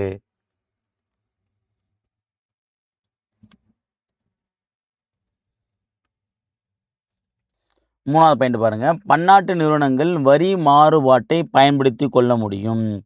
வரி மாறுபாடு அப்படின்னும் போது பார்த்திங்க அப்படின்னா இப்போ வரிகளுக்கு ஏற்ற மாதிரி தான் வந்து பார்த்திங்க அப்படின்னா இந்த பொருட்களுடைய விலையமானது என்ன ஆகுது அப்படின்னா அதிகரிக்குது. அப்போ அந்த அந்த வரியை வந்து பார்த்தீங்கன்னா மாறுபாடு செஞ்சுக்கிறாங்க அப்படின்னும்போது என்ன பண்ண முடியும், அவங்களால வந்து பார்த்திங்கன்னா பொருட்களை வந்து பார்த்திங்கன்னா ரொம்ப குறைவான விலைக்கும் தர முடியும். சரியா? அடுத்து வந்து பார்த்திங்கன்னா பன்னாட்டு நிறுவனங்கள் உள்ளூர் பொருளாதாரத்தில் வேலைவாய்ப்பினை ஊக்குவிக்கின்றன. கரெக்டு தானே? இப்போ வந்து பார்த்திங்கன்னா இப்போ ஒரு எம்என்சி கம்பெனி வந்து நம்ம வந்து தமிழ்நாட்டுக்குள்ளே ஏதோ ஒரு இடத்துல வருது அப்படின்னும்போது கண்டிப்பாக குறைந்தபட்சம் ஒரு 1000லேருந்து 2000 பேருக்கு வேலை கிடைக்கும். ஸோ அப்போ அந்த உள்ளூர் மக்களுக்கு என்ன ஆகுது, ஆட்டோமேட்டிக்காக வேலை வாய்ப்புன்றதும் கிடைக்குது. இதெல்லாம் வந்து பார்த்தா இந்த எம்என்சி கம்பெனியோடைய நன்மைகள். தீமைகள் அப்படின்னு பார்க்கும்போது பார்த்திங்க அப்படின்னா பன்னாட்டு நிறுவனங்கள் முன்னுரிமையை அதாவது சில தயாரிப்புகளுக்கு வளர்ப்பதற்கான ஒரு வழியாகும். அதாவது சில ப்ராடக்ட் மட்டும் என்ன பண்ணுறாங்க, முன்னிறுத்தி என்ன பண்ணுறாங்க அப்படின்னா அவங்களுக்கு வந்து பார்த்தீங்கன்னா ப்ரியாரிட்டி கொடுக்குறாங்க. ஸோ இது என்ன அப்படின்னா அந்த பார்ஷியாலிட்டின்ற முறையை வந்து பார்த்தீங்கன்னா உருவாக்குது. சரியா? அப்போ ஒரு கட்டத்தில் வந்து பார்த்தீங்கன்னா இவன் தான் டாப்பு, இவங்கிட்ட தான் எல்லோரும் போகணும், இவன் தான் பெரிய ஆள் அப்படின்ற மாதிரி ஒரு பக்க சார்பு வந்து உருவாக்குறதுக்கு காரணமாக அமையுது. ரெண்டாவது பாருங்கள், பன்னாட்டு நிறுவனங்கள் சுற்றுச்சூழலில் தீங்கினை உருவாக்க வாய்ப்புள்ளது. கரெக்டு தானே? இப்போ ஒரு எம்என்சி கம்பெனி வருதுன்னா இதை தான் வந்து சொல்லியிருப்பாங்க. இப்போ அந்த கத்தி படத்தில் கூட பார்த்தீங்க அப்படின்னா இதே விஷயம் தான் வந்திருக்கும். கத்தி படத்தில் என்ன சொல்லியிருப்பாங்க அப்படின்னா இந்த ஒரு கத்தி படத்தில் கூட பார்த்திங்கன்னா இந்த தன்னூத்துன்ற அப்படின்ற கிராமத்தில் வந்து இந்த போர் போகிறது மூலம் என்ன ஆகுது அப்படின்னா கிட்டத்தட்ட அங்கேருந்து நிலத்தண்ணீருடைய அளவு வந்து பார்த்தோன்னா கொஞ்சம் கொஞ்சமாக குறைஞ்சிட்டே வருது அப்படின்னு சொல்லிட்டு சொல்லுவாங்க. சரியா? ஸோ அப்போ என்ன ஆகுதுன்னா சுற்றுச்சூழல் வந்து பார்த்தோன்னா மிகப்பெரிய மாசு ஏற்படுது. அதுக்கப்புறம் அங்கே விவசாயமே செய்ய முடியாத நிலை வந்துடும் அப்படின்ட்டு சொல்லுவாங்க. இதே மாதிரி தான் அப்போ ஒரு எம்என்சி கம்பெனி வருது அப்படின்னா கண்டிப்பாக அந்த இடத்துல என்ன ஆகும், சுற்றுச்சூழல் சீர்கேடுன்றது கண்டிப்பாக நிகழும். சரியா? அடுத்து பாருங்கள், ஒரு நாட்டின் பொருளாதாரத்தில் பன்னாட்டு நிறுவனத்தின் அறிமுகம் சிறிய உள்ளூர் வணிக வீழ்ச்சிக்கு வழிவகுக்கும். ஓகேவா? இப்போ வந்து அந்த இடத்துல ஆல்ரெடி ஒரு கம்பெனி இருக்குது, ஆனால் ஒரு எம்என்சி கம்பெனி பெரிய லெவலில் ஒரு கம்பெனி வருது அப்படின்னும் போது அப்போ அங்கே இருக்கக்கூடிய அந்த உள்ளூர் கம்பெனிக்கு என்ன ஆட்டோமேட்டிக்காக மிகப்பெரிய பாதிப்பை ஏற்படுத்தும் அப்படின்னு சொல்கிறாங்க. அடுத்து பாருங்கள், நாலாவதாக பன்னாட்டு நிறுவனங்கள் ஒழுக்க நெறிமுறைகளை மீறுவதோடு தார்மீக சட்டங்களை அவர்கள் குற்றம் சாட்டி மூலதனத்துடன் தங்கள் வணிக செயல்பாட்டினை திருப்பிக் கொள்வதற்கு முனைவர். என்ன சொல்கிறாங்க அப்படின்னா அவங்க வந்து ஒழுக்க நெறிமுறைலாம் கடைபிடிக்க மாட்டாங்க. ஓகேவா? இப்போது இந்த ரூல்ஸை ஃபாலோ பண்ணி இதை பண்ணணும் இருக்கும் அப்படின்னா அந்த ரூல்ஸை பிரேக் பண்ணி அது எப்படி பண்ணணுன்றதை பற்றி தான் யோசிப்பாங்க. ரூல்ஸை அவங்களுக்கு ஏற்ற மாதிரி மாற்றிக்கிட்டு அதை நோக்கி செயல்பட தான் பார்ப்பாங்க. இப்போ ரூல்ஸ் இருக்குன்னா அதில் என்ன ஓட்டை இருக்கோ அந்த ஓட்டையை பயன்படுத்தி எப்படி நம்ம வந்து பார்த்தோன்னா அந்த ரூல்ஸை ஃபாலோ பண்ணுற மாதிரி பண்ணி ஆனால் அதில் கூட அந்த லூப் ஹோலை கரெக்டாக பயன்படுத்தி எப்படி தப்பிக்கலான்றதை பற்றி தான் யோசிப்பாங்கன்ட்டு சொல்கிறாங்க. ஓகேவா? யாராக தான் யோசிப்பாங்க, ஆனால் இந்த எம்என்சி கம்பெனி அவ்வளோ அழகாக கணக்கச்சிதமாக செய்வாங்கன்றது சொல்கிறாங்க. இதெல்லாம் வந்து பார்த்தோன்னா எம்என்சி இருக்கக்கூடிய தீமைகள். இது சும்மா ஒரு கிளான்ஸ் வந்து பார்த்துக்கோங்க. அடுத்து ரொம்ப முக்கியமானது, இந்த உலகமயமாதலுக்கு அப்புறம் வந்து பார்த்தீங்கன்னா இந்த வர்த்தகம் அப்படின்னு பேசணும் அப்படின்னாலே, உலக வர்த்தகத்தை பற்றி பேசுகிறோம் அப்படின்னாலே நம்ம 2 வார்த்தையை கண்டிப்பாக வந்து பார்த்தோன்னா பேசுவோம். ஃபஸ்ட்டு வந்து பார்த்தோன்னா காட். இந்த காட் ஒப்பந்தம் அடுத்து ரெண்டாவது வந்து பார்த்தோன்னா WTO, வேர்ல்டு ட்ரேட் ஆர்கனைசேஷன். இந்த 2 அமைப்புன்றது ரொம்ப ரெண்டுமே ஒரே அமைப்பு தான். ஆரம்பத்தில் காட்டாக இருந்தது, என்னாச்சு அதுக்கப்புறம் வந்து பார்த்தோன்னா WTO வந்து மாறிடுச்சு. இது 2 தான் வந்து பார்த்தோன்னா இந்த உலக வர்த்தக சமநிலைக்கு மிக முக்கியமான காரணமாக அமையுது அப்படின்றத பார்க்கலாம். ஓகேவா? அதாவது உலகளவில் நடைபெறக்கூடிய 2 நாடுகளுக்கு இடையே, ஓகே, அதில் வந்து பல நாடு கூட்டமைப்புக்கு இடையே நடைபெற அந்த வர்த்தக முறை வந்து பார்த்தீங்கன்னா ஒரு சீரான முறையில் ஒழுங்குபடுத்துவதற்காக அமைக்கப்பட்டது தான் வந்து பார்த்தீங்கன்னா இந்த காட் அப்படின்ற ஒரு ஒப்பந்தம். ஓகேவா? இது பல்வேறு நிலைகளை கடந்து தான் வந்து பார்த்தீங்கன்னா இப்போ வந்து WTO-வாக இருக்குது. சரியா? அதை பற்றி பார்க்கலாம். சுதந்திரமான வர்த்தகமானது சிறு விவசாயிகளை உலகளாவிய சந்தையில் முழு ஈடுபாட்டுடன் பங்கு கொள்ள, நுகர்வோருக்கு அதிகாரம் அளிக்கவும், கொள்முதல் செய்யவும், அவர்களின் மதிப்பை ஆதரிக்கவும் நோக்கமாக கொள்ளும் ஒரு வழிமுறையாகும். அது என்னென்ன அப்படின்றத பார்த்தீங்க அப்படின்னா, சிறிய அளவிலான விவசாயிகள், பண்ணை தொழிலாளர்கள் மற்றும் கைவினை கலைஞர்களின் வருமானத்தை உயர்த்துவது மற்றும் உறுதிப்படுத்துவது. ஓகேவா? ஸோ இது மூலமாக என்ன அப்படின்னா, அப்போ நம்ம வந்து ஒரு வர்த்தகம் செய்ய போகிறோம் அப்படின்னும்போது பெரிய பெரிய ஆள்கள் தான் நமக்கு வந்து பார்த்தோன்னா முக்கியம் அப்படின்றது கிடையாது. ஓகேவா? சிறு குறு லெவலில் வந்து பார்த்தோன்னா நிறைய பிஸ்னஸ்மேன்ஸ் இருப்பாங்க, தொழிலாளர்கள் இருப்பாங்க. அவங்களும் என்ன பண்ணணும், இது மூலமாக வந்து பயனடையணும். சரியா? ஒரு வணிகத்தின் மூலமாக. அடுத்த பொருட்கள் உற்பத்தி மற்றும் விற்பனையுடன் தொடர்புடைய பொருளாதார லாபங்கள், வாய்ப்புகள் மற்றும் இடர்பாடுகளை சமமாக்குதல். அப்புறம் உற்பத்தியாளர் குழுக்களின் நிறுவனம் மற்றும் வர்த்தக திறன்களை அதிகரித்தல், தொழிலாளர் உரிமைகளை மேம்படுத்துதல் மற்றும் தொழிலாளர்களை சரியான முறையில் ஒருங்கிணைக்க ஏற்பாடு செய்தல், பாதுகாப்பான மற்றும் நிலையான விவசாய முறைகள் மற்றும் பணி நிலைமைகளை ஊக்குவித்தல். ஓகேவா? என்ன சொல்கிறேன் அப்படின்னா, இது எல்லாமே வந்து பார்த்திங்க அப்படின்னா இந்த ஒரு நியாயமான வணிகம் நடைபெறணும் அப்படின்னா இதெல்லாம் நம்ம வந்து பார்த்தீங்கன்னா கருத்தில் கொள்ள வேண்டிய விஷயங்கள். ஓகேவா? அடுத்தது நியாயமான வர்த்தக அமைப்பின் கோட்பாடுகள். அது நியாயமான வர்த்தக அமைப்பின் கோட்பாடுகள் அப்படின்னும் போது பார்த்திங்க அப்படின்னா, பொருளாதார ரீதியில் பின்தங்கிய உற்பத்தியாளருக்கான வாய்ப்புகளை உருவாக்குதல். இப்போ பொருளாதார ரீதியில் வந்து பார்த்திங்கன்னா, அதாவது எக்கனாமிக்கில் வந்து பார்த்திங்கன்னா பேக்வேர்டில் இருக்கக்கூடிய அந்த உற்பத்தியாளருக்கு வந்து பார்த்திங்க அப்படின்னா வாய்ப்பை வந்து கண்டிப்பாக வாங்கணும். அதான் வந்து பார்த்திங்கன்னா ஒரு நியாயமான வர்த்தகமாக இருக்கும். சரியா? இப்போ வந்து பார்த்திங்கன்னா ஒரு 10 டெண்டர் வருதுப்பா. 10 டெண்டரில் 9 டெண்டர் வந்து பார்த்திங்கன்னா ஒரு பெரிய நிறுவனத்துக்குது அப்படின்னும் போது, அப்போ கடைசியாக அங்கே ஒரு நிறுவனம் இருக்குன்னு வச்சுக்கலாமே. அப்போ என்ன பண்ணோம் அப்படின்னா அந்த 9 நிறுவனங்கள் சேர்த்து அந்த 10ஆவதாக இருக்கும் நிறுவனம், ஓகேப்பா நாங்கள் எல்லாம் பெரிய பெரிய டெண்டர் எடுத்துகிறோம், இந்த ஒரு டெண்டரை நீ எடுத்துக்கணும்னு கொடுக்குறது தான் இங்கே என்ன சொல்கிறாங்க, நியாயமான வர்த்தக கோட்பாடுன்னு சொல்லிட்டு வராங்க. அடுத்து பாருங்கள், வெளிப்படைத்தன்மை மற்றும் பொறுப்புணர்வு. கண்டிப்பாக வெளிப்படைத்தன்மை இருக்கணும். வெளிப்படைத்தன்மை இல்லை அப்படின்னாலே கண்டிப்பாக என்ன அப்படின்னா ஒரு கம்பெனி இன்னொரு கம்பெனியை அடிக்க ஆரம்பிச்சிடும். இது என்ன ஆகும் அப்படின்னா அந்த ஆரோக்கியமான போட்டி இல்லாமல் பொறாமையாக மாற ஆரம்பிச்சிடும். அடுத்து பாருங்கள், நியாயமான வர்த்தக நடைமுறைகள் மற்றும் நியாயமான விலையில் கொடுப்பது. நியாயமான விலை, இப்போ இந்த பொருளுக்கு இதான் அப்படின்னு சொல்லிட்டு என்ன பண்ணால் அப்படின்னா அவங்களுக்குள்ள ஒரு கூட்டமைப்பு, ஒரு 10 MNC கம்பெனி ஒரே பொருளை விற்கிறாங்க அப்படின்னும் போது 10 கம்பெனி ஒன்றா சேர்ந்து அநியாய விலைக்கு வைக்கக்கூடாது. நியாயமான விலை இவ்வளோ தான் அப்படின்னு சொல்லிட்டு விற்றா தான் என்ன ஆகும் அப்படின்னா அது மூலமாக என்னது மக்களும் வந்து அதை பயன்படுத்துவாங்க. ஓகே, இந்த பொருள் இந்த விலைக்கு ஒர்த்து அப்படின்னு சொல்லி நினைப்பாங்க. ஓகேவா? இதான் வந்து நியாயமான வர்த்தகத்துக்குன்னு கோட்பாட்டே வச்சுருக்காங்க. அடுத்து பாருங்கள், குழந்தை தொழிலாளர் மற்றும் கட்டாய தொழிலாளர் இல்லை என்பதை உறுதிப்படுத்தல். அதாவது கட்டாய தொழிலே கிடையாது, கண்டிப்பாக நீங்கள் வேலை செஞ்சாகணும், சாகிற வரைக்கும் நீங்கள் தான் வேலை செய்யணும் அப்படிலாம் கிடையாது. உனக்கு பிடிச்சா இங்கே வேலை செய், இல்லையா நீ கிளம்பலாம். அதே மாதிரி வந்து பார்த்தோன்னா குழந்தைகளை வச்சுக்கூடாது. இது வந்து ஒரு நியாயமான வர்த்தகத்தில் நாம் பார்க்க வேண்டிய விஷயம். ஓகேவா? அடுத்து பாருங்கள், பாகுபாடின்மை, பாலின சமத்துவம், சமபங்கு மற்றும் கூட்டமைப்பு சுதந்திரம் ஆகியவற்றுக்கு அர்ப்பணித்தல். ஓகேவா? பாகுபாடு, இப்போ வந்து ஒரு தொழிலாளர்கள் ஒரு கம்பெனியில் வந்து ஒரு 100 பேர் வேலை செய்யறாங்கன்னா அங்கே பாகுபாடுன்றது கண்டிப்பாக இருக்கக்கூடாது. பாலின சமத்துவம் இருக்கணும். இப்போ ஆணுக்கு வந்து பார்த்தீங்கன்னா அங்கே 1 லட்ச ரூபா சம்பளம் அப்படின்னா பெண்ணுக்கு அதே போஸ்டிங் இருக்காங்க அப்படின்னா அவங்களுக்கு என்ன சம்பளம், அதே 1 லட்ச ரூபா சம்பளம் கொடுக்கும். அவங்களுக்கு வந்து கம்மியாக இவங்களுக்கு அதிகமாக கூடவே கூடாது. அடுத்து பாருங்கள், திறனை வளர்த்தல் மற்றும் நியாயமான அமைப்பினை மேம்படுத்துதல். அடுத்து பார்த்திங்க அப்படின்னா சுற்றுச்சூழல் மதிப்பளித்தல் ஆகியவை. இது எல்லாமே வந்து பார்த்திங்கன்னா ஒரு நியாயமான வர்த்தகத்துக்கு தேவையான கோட்பாடுகளாக வந்து பார்த்தா நிர்ணயிக்கிறாங்கப்பா. சரியா? இதெல்லாம் பேஸ் பண்ணி தான் என்ன பண்ணுறாங்க அப்படின்னா இந்த காட், அதாவது general agreement of trade and tariff, அது general agreement of trade and tariff அப்படின்ற அந்த காட் அப்படின்ற ஒரு அமைப்பு வந்து உருவாக்குறாங்க. இந்த ஒப்பந்தத்தின்படி எப்போ போடுறாங்க அப்படின்னா 1947 23 நாடுகள். 1947 இந்தியா சுதந்திரம் அடைந்த போது 23 நாடுகள் இந்த காட் ஒப்பந்தத்தை என்ன பண்ணுறாங்க, கையெழுத்திடுறாங்க. காட்டின் நிறுவன உறுப்பினர்களில் இந்தியாவும் ஒன்று. இந்தியா வந்து பார்த்தீங்கன்னா இதில் ஒரு உறுப்பினர் தான் இருக்காங்க. இதன் இயக்குனர் ஜெனரல் ஆர்தர் டங்கல் கொண்டு என்ன பண்ணுறார் அப்படின்னா, டங்கல் கொண்டு வந்த இறுதி கட்ட ஒப்பந்த விலை தான் என்ன சொல்கிறாங்க, டங்கல் வரைவு அப்படின்னு சொல்லி அழைக்கிறாங்க. ஓகேவா?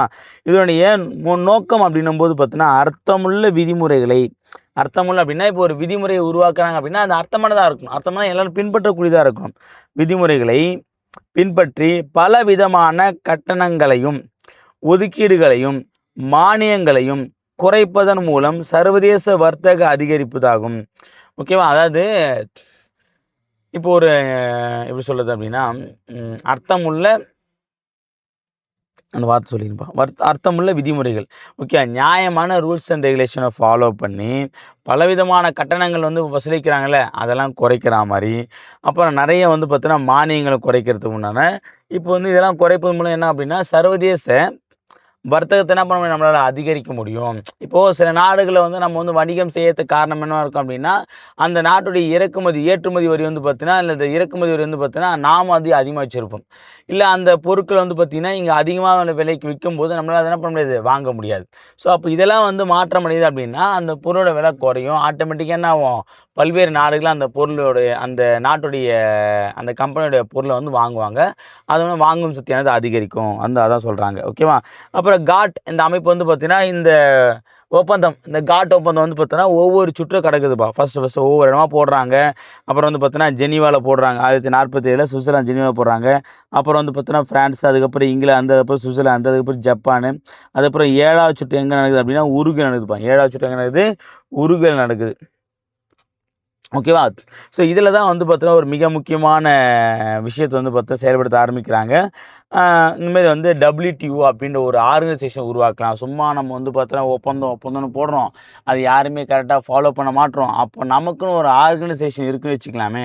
அப்போ என்ன பண்ணுவாங்க, அந்த ஆர்கனைசேஷன் சொல்கிறத இப்போ நம்ம வந்து இப்படி வந்து பார்த்தோன்னா ஐநா சபை சொல்கிறத வந்து நம்ம கேட்குறோம் அப்படின்னா, ஐநா அமைப்பு வந்து எப்படி ஒரு ஆர்கனைசேஷனாக இருக்குது அப்படின்னா, அதேமாரி நம்மளும் வந்து என்ன பண்ணலாம், அப்போ அந்த உலக அளவில் வர்த்தகத்தை வந்து பார்த்தீங்கன்னா நம்ம சரியான முறையில் வந்து பார்த்தோன்னா நியாயமான முறையில் வர்த்தகம் செய்வதற்கு நமக்குன்னு ஒரு ஆர்கனைசேஷன் இருந்துச்சு அப்படின்னா கரெக்டாக இருக்குன்னு என்ன பண்ணுறாங்க, WTO அப்படின்ற ஒரு ஆர்கனைசேஷனை உருவாக்குறாங்க. எப்போ அப்படின்னு பார்த்தீங்கன்னா 1994ஆம் ஆண்டு ஏப்ரல் மாதம் உலக வர்த்தக அமைப்பு, அதாவது WTO அமைப்பதற்கு காட் உறுப்பு நாடுகள் உருகுவே சுற்றின் போது இறுதி ஒப்பந்தத்தில் கையெழுத்தானது. ஓகேவா? ஒவ்வொரு சுற்றா நடக்கும்போது வந்து பார்த்தீங்கன்னா இறுதி சுற்று எங்கே, உருகுவே நடக்குது. அந்த உருகுவே நடைபெற்ற இறுதி சுற்றுனா அது இனிமேல் WTOன்ற அமைப்பை உருவாக்கலாம் அப்படின்னு சொல்லிட்டு எல்லா நாடும் என்ன பண்ணுறாங்க, கையெழுத்திடுறாங்க. இந்த ஒப்பந்தத்தை அமல்படுத்திட 104 உறுப்பினர்களால் கையெழுத்திடப்பட்டது. ஓகேவா? இந்த உடன்படிக்கை வந்து பார்த்தீங்கன்னா எப்போ நடைமுறைக்கு வந்துச்சுன்னு பார்த்தீங்க அப்படின்னா ஜனவரி 1, 1995. எப்போ நடைமுறைக்கு வருது, ஜனவரி 1, 1995. இந்த ஜெனீவா, அதாவது இந்த WTOன்றது வந்து பார்த்தீங்கன்னா உலக வர்த்தக அமைப்பு, அதாவது வேர்ல்டு ட்ரேட் ஆர்கனைசேஷன் சொல்லுவாங்க. இதனுடைய தலைமையகம் எங்கே இருக்குது அப்படின்னா ஜெனீவா. இது வந்து எங்கன்னா சுவிட்சர்லாந்து நாட்டில் இருக்கக்கூடிய ஒரு ஊர் தான் பார்த்தீங்கன்னா ஜெனீவா.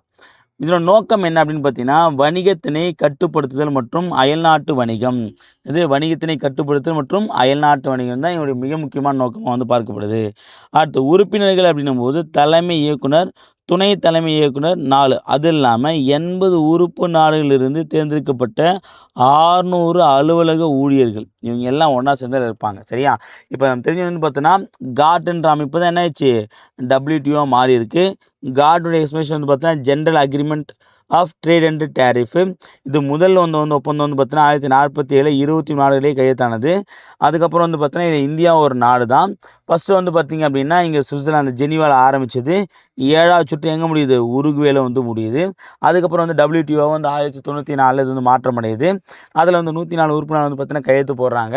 அந்த WTO 1994 கையெழுத்தானாலும் எப்போ நடைமுறைப்படுத்துகிறாங்க அப்படின்னா ஜனவரி 1, 1995 என்ன பண்ணுறாங்க, நடைமுறைப்படுத்த ஆரம்பிக்கிறாங்க.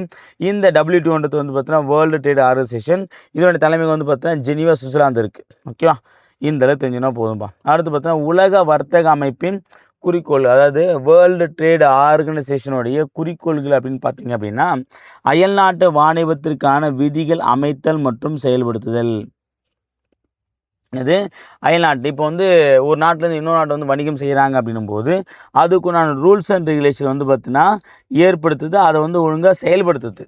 அடுத்து பாருங்கள், வர்த்தக தாராளமயமாக்கலுக்கான பேச்சுவார்த்தை மற்றும் கண்காணிப்பிற்கான ஒரு மன்றத்தை வழங்குதல். ஓகேவா? இது வர்த்தக தாராளமயம்.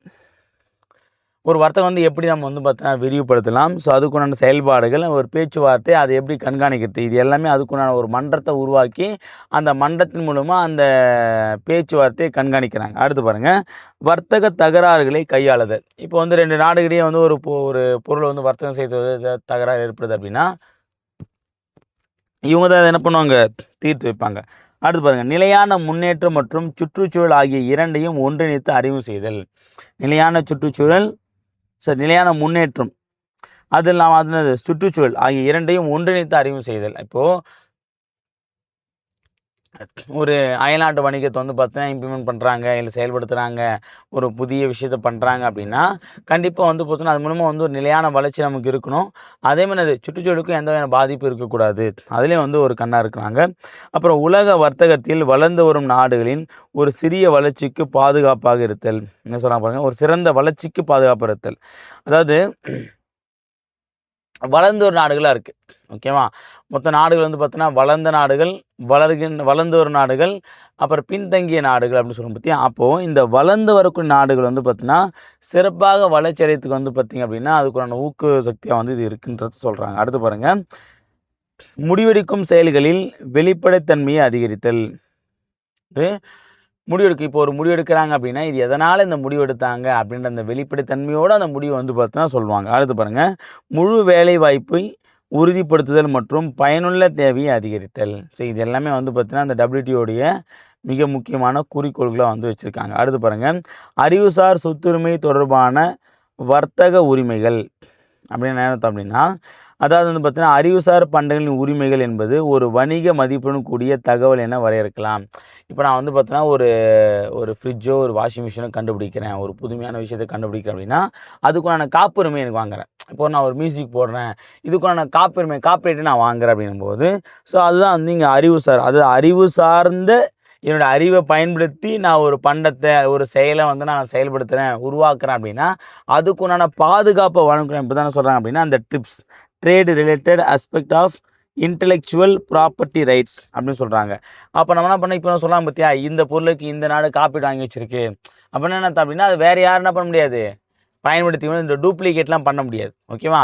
ஸோ அப்போ மக்களுடைய அந்த நம்பகத்தன்மை பெறுவதற்காக தான் என்ன பண்ணுறாங்க, இந்த காப்பீட்டு இஷ்யூலாம் இல்லாமல் இருக்கிறதுக்காக தான் இந்த ஒரு முறையை வந்து செயல்படுத்துகிறாங்க. இப்போ பார்த்தா யூடியூப்பில் கூட வந்து ஒருத்தர் போட்ட வீடியோ இன்னொருத்தர் போட்டாங்க அப்படின்னா அது காப்பீட்டு கார்டு பார்த்திங்களா, அது மாதிரி தான். அடுத்து உலகமயமாக்கலின் தாக்கமும் மற்றும் சவால்களும். ஓகேவா? நேர்மறையான தாக்கங்கள் என்னென்ன பாசிட்டிவான தாக்கங்கள் இருக்குது அப்படின்னு பார்த்தீங்கன்னா, ஃபஸ்ட்டு ஒரு சிறந்த பொருளாதாரம் மூலதன சந்தையின் விரைவான வளர்ச்சியை அறிமுகப்படுத்துகிறது. ஓகே, அது ஒரு சிறந்த பொருளாதாரத்துக்கு இது என்னது உதாரணமாக இருக்குது. சரிங்களா? அதுமாதிரி மூலதன சந்தையின் விரைவான வளர்ச்சியை அறிமுகப்படுத்துகிறது. இப்போ நம்ம வந்து பார்த்தோன்னா ஒரு இன்வெஸ்ட்மெண்ட் பண்ணி ஒரு பிஸ்னஸ் பண்ணுறோம் அப்படின்னும்போது ரொம்ப சீக்கிரமாக இப்போ நம்ம வந்து ஒரு உள்நாட்டுக்குள்ளேயே ஒரு பொருளை உற்பத்தி பண்ணுறோம், அது சேல் பண்ணுறதுக்கும் பல்வேறு நாடுகளை சேல் பண்ணுறதுக்கு என்ன ஆகும், பல்வேறு நாடுகள் நான் சேல் பண்ணுறேன் அப்படின்னா கண்டிப்பாக என்ன ஆகும், லட்சத்தில் பண்ண பிஸ்னஸ் வந்து கோடிகளுக்கு மாற ஆரம்பிக்கும். அதான் சொல்கிறாங்க. அடுத்து பாருங்கள், வாழ்க்கை தரம் அதிகரிக்கும். கண்டிப்பாக அதிகரிக்கும் தானே. இப்போ வாழ்க்கை தரம் அதிகரிக்கும் போது பார்த்தீங்கன்னா டெவலப்மெண்ட் இன்க்ரீஸ் ஆகும்போது பார்த்தீங்கன்னா வாழ்க்கை தரமும் நேற்று ஸ்கூட்டரில் போனோம், இன்றைக்கி காரில் போவோம், இன்றைக்கி காரில் போவோம், நாளைக்கு ஃப்ளைட்டில் போவோம், அது மாதிரி தான்.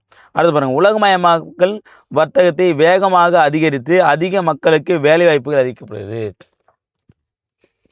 இப்போ ஃபாரின் கம்பெனியாக நம்ம இந்தியாவில் வந்து பார்த்தோன்னா வணிகம் செய்யும்போது நம்ம ஆட்டோமேட்டிக்காக அந்த கம்பெனிக்குண்டான ஆட்களை வந்து அவங்க கூட்டு வர மாட்டாங்க, அப்போ இங்கேருந்து எடுத்துப்பாங்க, அப்போ வேலைவாய்ப்பு வந்து ஆட்டோமேட்டிக்கான அது இன்க்ரீஸ் ஆகுது. அடுத்து பாருங்கள், புதிய தொழில்நுட்பங்கள் மற்றும் புதிய அறிவியல் ஆராய்ச்சி முறைகள் அறிமுகப்படுத்தப்பட்டது.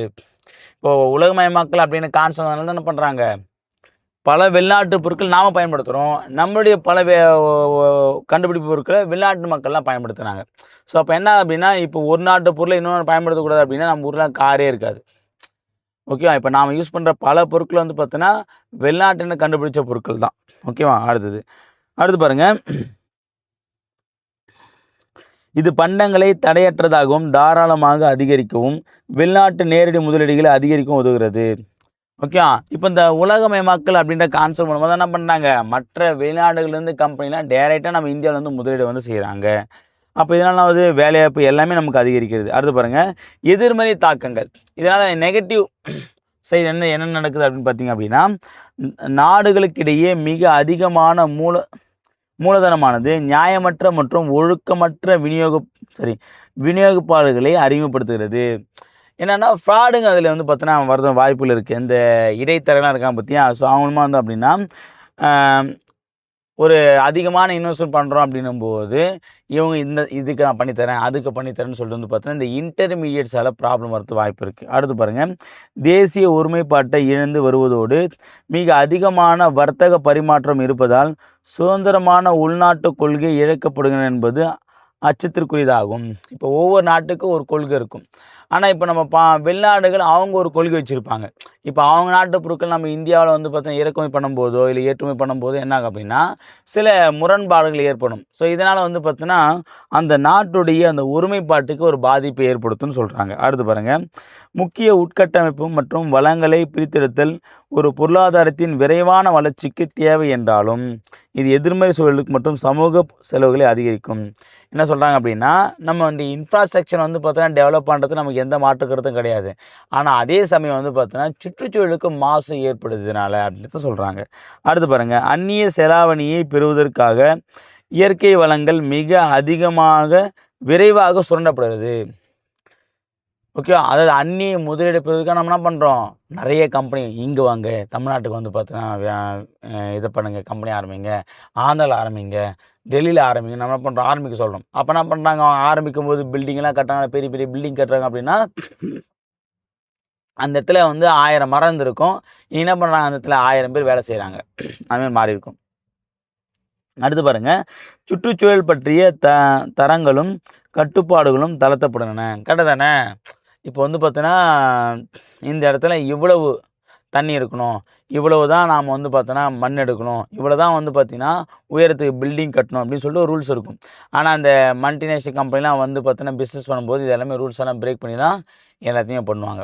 ஸோ அப்போ என்ன அப்படின்னா அதுக்குண்டான தரமும் என்ன ஆகுது, கெட்டு போகுது, அதுக்குண்டான கட்டுப்பாடுகளும் தளர்வடையுது. அடுத்தது, உலகமயமாக்கலில் என்னென்ன சவால்கள்லாம் நமக்கு இருக்குது அப்படின்னு பார்த்திங்க அப்படின்னா, உலகமயமாக்கலில் நன்மைகள் அனைத்து நாடுகளுக்கும் தானாக கிடைப்பதில்லை. ஓகேவா? இப்போது உலகமயமாக்கணும் அப்படின்னா இந்த ரூல்ஸை ஃபாலோ பண்ண அப்படின்போது எல்லாருக்கும் தானாக அவங்களுக்கு கிடைச்சிது, அவங்களுக்கான விஷயத்தை அவங்க தான் வந்து எடுத்துக்கணும். ஓகேவா? அடுத்து பாருங்கள், வளர்ந்து வரும் உலகில் உலகமயமாக்கல் உறுதியற்ற தன்மைக்கு வழிவகுக்கும் என்பது அச்சத்திற்குரியதாகும். உறுதியற்ற தன்மை அப்படின்னும்போது பார்த்திங்க அப்படின்னா இன்றைக்கி வந்து நம்ம இந்தியாவில் ஒரு கம்பெனி வந்து ஸ்டார்ட் பண்ணுறாங்க, டக்குன்னு திவாலிட்டு என்ன பண்ணுறாங்க, கம்பெனியை மூட்டு போயிடுவாங்க. ஸோ அப்போ வந்து பார்த்தீங்கன்னா என்ன ஆகுது அப்படின்னா ஒரு டெம்பரவரி சொல்யூஷனாக தான் இருக்குது, ஒரு பர்மனன்ட் சொல்யூஷன் வந்து கிடையாது. அதான் அந்த உறுதித்தன்மையானது பாதிக்கப்படும் சொல்கிறாங்க. அடுத்து பாருங்கள், உலகமயமாக்கலினால் உலகளாவிய அதிகரித்த தொழில்துறை உலகில் ஊதியங்கள், தொழிலாளர் உரிமைகள், வேலைவாய்ப்பு நடைமுறைகள் ஆகியவற்றை அடிமட்டத்திற்கு கொண்டு செல்ல இது வழிவகுக்கும். ஓகேவா? போட்டி ஏற்படுது. அப்போ போட்டி ஏற்படும் என்ன பண்ணாங்க, நான் 5 ரூபாய் தரேன், நான் 4 ரூபாய் தரேன், நான் 3 ரூபாய் தரேன்னு சொன்ன பண்ணாங்க அடிமட்டத்துக்கு கொண்டு போகிற வாய்ப்புகள் நிறைய இருக்குது. சரியா? அடுத்து பாருங்கள், இது உலகளாவிய சமத்துவமின்மைக்கு வழிவகுக்கிறது. ஓகே, அப்போ உலக அளவில் வந்து பார்த்தோன்னா அந்த சமத்துவமின்மைன்றது வந்து பார்த்தோன்னா இங்கே உருவாகும். ஒரு நாட் இப்போ கூட நிறைய பேர் வந்து பார்த்தோன்னா இந்த நாட்டில் இந்த காரோட விலை வந்து ரூ. 1000. இப்போ நேற்றும் வந்து நான் பார்த்துருந்தேன், ஐஃபோனோட விலை வந்து பார்த்திங்கன்னா ஒவ்வொரு நாடுகளை கம்பேர் பண்ணும்போது அமெரிக்காவிலே நம்ம நாட்டை விட ஐஃபோனோட விலை கம்மியாகவே இருக்குது. ஓகேவா? ஸோ அப்போ அந்த சமத்துவமின்மை வந்து கண்டிப்பாக நிலவுது. அடுத்தது பார்த்திங்க அப்படின்னா உலகமயமாக்கல் குழந்தை தொழிலாளர் முறை மற்றும் அடிமைத்தனம் போன்ற நடவடிக்கைகள் அதிகரித்துள்ளது. இப்போ உலகமயமாக்கல் அப்படிங்கும்போது பார்த்திங்க அப்படின்னா பல்வேறு நாடுகளில் வந்து இப்போ வந்து இந்த நாட்டில் வந்து பார்த்தீங்கன்னா இவ்வளோ பேர் வேலைக்கு தேவை அப்படின்னும்போது அப்போ அங்கே இருக்கக்கூடிய குழந்தைகள் என்ன பண்ணுறாங்க, இதை கண்டிப்பாக ஈடுபடுத்துகிறாங்க. அதேமாதிரி அடிமைத்தனத்தோட நீ கண்டிப்பாக இந்த வேலை செஞ்சாகணும், இல்லைனா இந்த இடத்த விட்டு போகக்கூடாது அப்படின்ற மாதிரியான முறையும் சில இடங்களில் வந்து நம்ம காணப்படுது. ஓகேவா? நம்ம இந்தியாவில் இல்லை அப்படின்னாலும் பல்வேறு நாடுகள், இந்த ஆப்பிரிக்க போகிற நாடுகளில் வந்து பார்த்தீங்கன்னா இது மிக முக்கியமானது. தங்கம் எடுக்கக்கூடிய அந்த வைரச்சுரங்கம், தங்கச்சுரங்கத்தெல்லாம் வந்து பார்த்திங்கன்னா 15 வயதிற்கு உட்பட்ட குழந்தைகளும் இருக்காங்க. அடுத்து பாருங்கள், மக்கள் அதிகமாக துரித உணவுகளை உட்கொள்கிறார்கள். இதனால் உடல்நலக் குறைவு மற்றும் நோய் பரவுதலுக்கு இது வழிவகுக்கிறது. இப்போ என்ன பண்ண நம்ம அதிகமாக ஃபாஸ்ட் ஃபுட் சாப்பிட ஆரம்பிக்கிறோம். அதுக்கு முன்னாடி வந்து பார்த்தீங்கன்னா, அதாவது ஒரு 50 வருஷத்துக்கு முன்னாடி இல்லாத நோய் எல்லாமே என்ன ஆயிடுச்சு, இப்போ வந்து உருவாயிடுச்சு. ஒவ்வொரு நாளும் ஒரு புது நோய் என்ன ஆகுது ஆட்டோமேட்டிக்காக உருவாக ஆரம்பிக்குது. அப்போ நம்ம என்ன பண்ணணும், அதெல்லாம் சமாளித்து தான் ஆகணும். ஸோ அப்போ என்ன ஆகுதுன்னா, இதனால தான் இந்த நோய்கள்லாம் உருவாகுது அப்படின்ட்டு வந்து சொல்கிறாங்க. இப்போ நம்மளுடைய உணவு முறையில் ஏற்பட்ட மாற்றங்கள். அடுத்து பாருங்க, உலகமயமாக்கல். ஏன்னா இந்த ஃபாஸ்ட் ஃபுட்டுன்றது நம்ம இந்திய உணவே கிடையாது. அப்போ வந்து அந்த உலகமயமாக்கல் வந்து பார்த்தீங்கன்னா, வெளிநாட்டிலேருந்து வரக்கூடிய அந்த விஷயத்த நம்ம என்ன பண்ணுறோம், இன்ட்ரோடியூஸ் பண்ணது இந்த பீஸா, பர்கர் இதெல்லாம் நம்ம இந்திய உணவே கிடையாது. அப்போ என்ன பண்ணோம், நம்ம வெளிநாட்டிலேருந்து உலகமயமாக்கல்ன்ற கான்செப்ட் மூலமா தான் அங்கிருந்த அந்த உணவுகளை நம்ம இந்தியாவுக்கு ட்ரான்ஸ்ஃபர் ஆகுது. அதை அப்படியே நம்ம டெவலப் பண்ணி பார்க்கும்போது ஆட்டோமேட்டிக்காக உடல் உபாதைகள் ஏற்படுது. அந்த நாட்டில் அவங்களுடைய உடல் அமைப்பு அது ஓகே. ஆனால் நம்ம உடல் அமைப்பு அது வந்து பார்த்தீங்கன்னா சரியா இருக்காது. ஏன்னா ஒவ்வொரு நாட்டுடைய வெப்பநிலை, தட்பவெப்பநிலை சூழ்நிலைலாம் வந்து பார்த்தீங்கன்னா, காலநிலைலாம் வந்து மாற்றம் அடையுதுன்னும்போது, அப்போ ஒரே உணவு எல்லா இடத்துக்கும் கரெக்டான முறையில் செட் ஆகுமான்னு கேட்டிங்க அப்படின்னா, கண்டிப்பா அது ஆகாதுன்னு தான் நான் வந்து சொல்லுவேன். சரிங்களா? அடுத்து பாருங்க. உலகமயமாக்கல் சுற்றுச்சூழல் பாதிப்பை ஏற்படுத்துகிறது. இதில் மாற்று கருத்தே கிடையாது. நமக்கு தெரிஞ்ச விஷயம் தான். ஓகேங்களா? ஸோ அடுத்தது அவ்வளோதான்ப்பா. இதுக்கப்புறம் வந்து பார்த்தீங்கன்னா, இந்த லெசனுக்கிட்ட ஓவர். ஓகேங்களா? அடுத்து நம்ம பார்க்க போகிறதுன்னு பார்த்தீங்க அப்படின்னா, புக் பேக் வந்து பார்த்துடலாம். ஃபர்ஸ்ட் என்ன கொடுத்துறாங்க பாருங்க. உலக வர்த்தக அமைப்பின் தலைவர் யார் அப்படின்னு கேட்டிருக்காங்க. ஓகேவா? யார் அப்படின்னா தலைமை இயக்குனர்னு ஒருத்தர் கொடுத்துருப்பாங்க. சரிங்களா? அடுத்து அவர் தான். அடுத்து இந்தியாவின் காலனி ஆதிக்க வருகை அப்படின்னும் போது பார்த்தீங்கன்னா, வரிசைப்படுத்துங்க. ஃபர்ஸ்ட் யார் வராங்க அப்படின்னா போர்ச்சுகீசியர்கள், அப்புறம் டச்சுக்காரர்கள், ஆங்கிலேயர், டேனிஷ் தான்பா. அடுத்து பாருங்க, காட் முதல் சுற்று நடைபெற்ற இடம் எங்கே நடைபெற்றுச்சுப்பா? ஜெனீவா தான் நடக்கும். ஜெனீவா பாருங்க, சுவிட்சர்லாந்து. இந்தியா எப்பொழுது டங்கல் திட்டத்தில் கையெழுத்திட்டது? எப்போ? 1994. 1632 ஆங்கிலேயருக்கு கோல்டன் ஃபயர்மேன் வழங்கியவர் யார்? யார் வழங்குவாங்க அப்படின்னா, கோல்கொண்டா சுல்தான் தான் என்ன பண்ணுவார், வழங்குவார். சரிங்களா? அடுத்தது, வெளிநாட்டு முதலீட்டு கொள்கை எஃப்ஐபி அறிவித்த ஆண்டு எந்த ஆண்டு அறிவிக்கிறாங்க அப்படின்னா, ஆகஸ்ட் 1991பா. அடுத்து கடைசியாக பார்த்தீங்க அப்படின்னா, நம்ம வந்து பார்த்தீங்கன்னா கோடிட்டு தேர்ந்தெடுப்புக்கு பார்க்கலாம். இதில் ஃபஸ்ட் என்ன கேட்டாங்க, ஒரு நல்ல பொருளாதாரம் டேஷின் விரைவான வளர்ச்சிக்கு அறிமுகப்படுத்தப்படுகிறது. இது கேன்சல் வரும். ஒரு நல்ல பொருளாதாரம் மூலதன சந்தையின்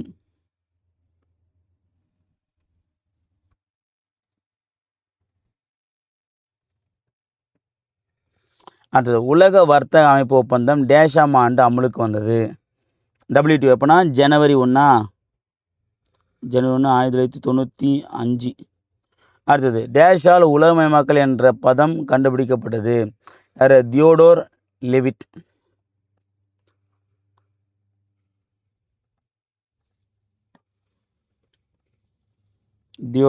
அப்படின்றது தான். அடுத்த பொறுத்துக்கு பார்த்தீங்க அப்படின்னா, ஃபஸ்ட்டு பார்க்கலாம் கொடுத்துருக்காங்க. இந்தியாவின் பன்னாட்டு நிறுவனம் இது என்ன இருக்குது பாருங்க, இன்ஃபோசிஸ். அடுத்தது பன்னாட்டு நிறுவனம் MNC. இது என்ன வரும்? காட் ஒப்பந்தம். மீதி பார்ப்போம். காட் ஒப்பந்தன்றதை பார்த்தீங்கன்னா இது 3வது 1947பா. உலக வர்த்தக அமைப்பு வந்து பார்த்தீங்கன்னா அயல்நாட்டு வாணிபத்தை செயல்படுத்துதா? ஆமாம், அயல்நாட்டு வாணிபத்தை செயல்படுத்த இது 4. அப்போ இதான் வந்து 2வதாக இருக்க முடியும். சரிங்களா? ஓகே. ஸோ மொத்தமாக வந்து பார்த்திங்கன்னா இந்த லெசனுக்கு உண்டான எக்ஸ்பிளேஷன் பார்த்தாச்சு. அதேமாதிரி வந்து பார்த்திங்கன்னா இதுக்குண்டான புக் பேக்கை நம்ம என்ன பண்ணுறோம் அப்படின்னா சக்ஸஸ்ஃபுல்லாக வந்து பார்த்துட்டோம். சரிங்களா? ஓகே ஃப்ரெண்ட்ஸ், அப்போ வந்து பார்த்திங்கன்னா இந்த கிளாஸில் வந்து பார்த்திங்க அப்படின்னா 10th சோசியல் புக்கில் 2வது லெசன் உலகமயமாக்கல் மற்றும் வர்த்தக அப்படின்ற லெசன் வந்து நம்ம வந்து பார்த்திங்கன்னா கம்ப்ளீட்டாக வந்து முடிச்சிட்டோம். இதில் நம்ம முக்கியமாக பார்க்க வேண்டிய டாப்பிக்கே வந்து பார்த்திங்கன்னா ஒரு 4-5 டாபிக் தான். ஃபஸ்ட் என்ன பார்த்தீங்கன்னா அந்த உலகமயமாக்கல்னு பார்த்துக்கோங்க. இந்த ஹிஸ்டாரிக்கல் பேக்ரவுண்ட் நான் வந்து ஹைலைட் பண்ண டாப்பிக்கை மட்டும் ஒரு கிளான்ஸ் வந்து வாசிச்சுக்கோங்க. அதுக்கடுத்து வந்து பார்த்திங்கன்னா இந்த பாயிண்ட், இந்த 7 பாயிண்ட், ஸோ இந்த 6 பாயிண்ட் ரொம்ப முக்கியமானது. MNCடைய நன்மை தீமை, இந்த ஹெட்லைன் மட்டும் நீங்கள் வந்து அண்டர்ஸ்டாண்ட் பண்ணிட்டால் போதும். சரி, நான் சொன்ன கதையை வச்சு. அதுக்கப்புறம் இந்த பாக்ஸ் வந்து பார்த்தீங்கன்னா அண்டர்ஸ்டாண்ட் பண்ணிக்கோங்க. இது வந்து கேட்கலாம். TVSன்னு, அதாவது பாரத் ஸ்டேட் வங்கி வந்து பார்த்தீங்கன்னா இந்தியாவுக்கு வெளியே எந்த இடத்தில் இல்லை அப்படின்னு கேட்கலாம். அப்போ என்ன பண்ணலாம்? ஆஸ்திரேலியா, பங்களாதேஷ், பெல்ஜியம், அமெரிக்கான்னு கொடுக்கலாம். அப்போ இது வராது, அமெரிக்கா வராது. ஸோ அந்த இடத்துல இது வந்து ரொம்ப யூஸ்ஃபுல்லாக இருக்கும். அடுத்து வந்து பார்த்திங்க அப்படின்னா காட் அண்டு WTO. ஓகேவா? கடைசியாக வந்து பார்த்தீங்கன்னா சவால்கள். இவ்வளோ தான். இதில் வந்து ரொம்ப கம்மியான கொஸ்டின் தான் வரது வாய்ப்புகள் இருக்குது. எக்ஸாம் பாயிண்ட் ஆஃப் வியூவில் கண்டென்ட் பார்த்தீங்கன்னா ரொம்ப கம்மி தான். சரியா? சும்மா ஒரு கிளான்ஸ் வந்து நீங்கள் வந்து இந்த வீடியோ முடித்த பிறகு வாட்சிங்னாலே ஈஸியாக வந்து என்ன பண்ணிக்கலாம், இதில் வந்து வரக்கூடிய கொஸ்டின் வந்து நம்ம அட்டன் பண்ணிக்கலாம். சரிங்களா? Okay friends. ஸோ இப்போ இந்த கிளாஸில் வந்து பார்த்தீங்கன்னா உலகமயமாதல் வர்த்தக அப்படின்ற லெசன் வந்து நம்ம வந்து வெற்றிகரமாக முடிச்சிட்டோம். இதில் உங்கள் டவுட் இருக்குது அப்படின்னா கீழே கமெண்ட்டில் தெரியப்படுத்தும். ஓகேங்களா? தேங்க்யூ.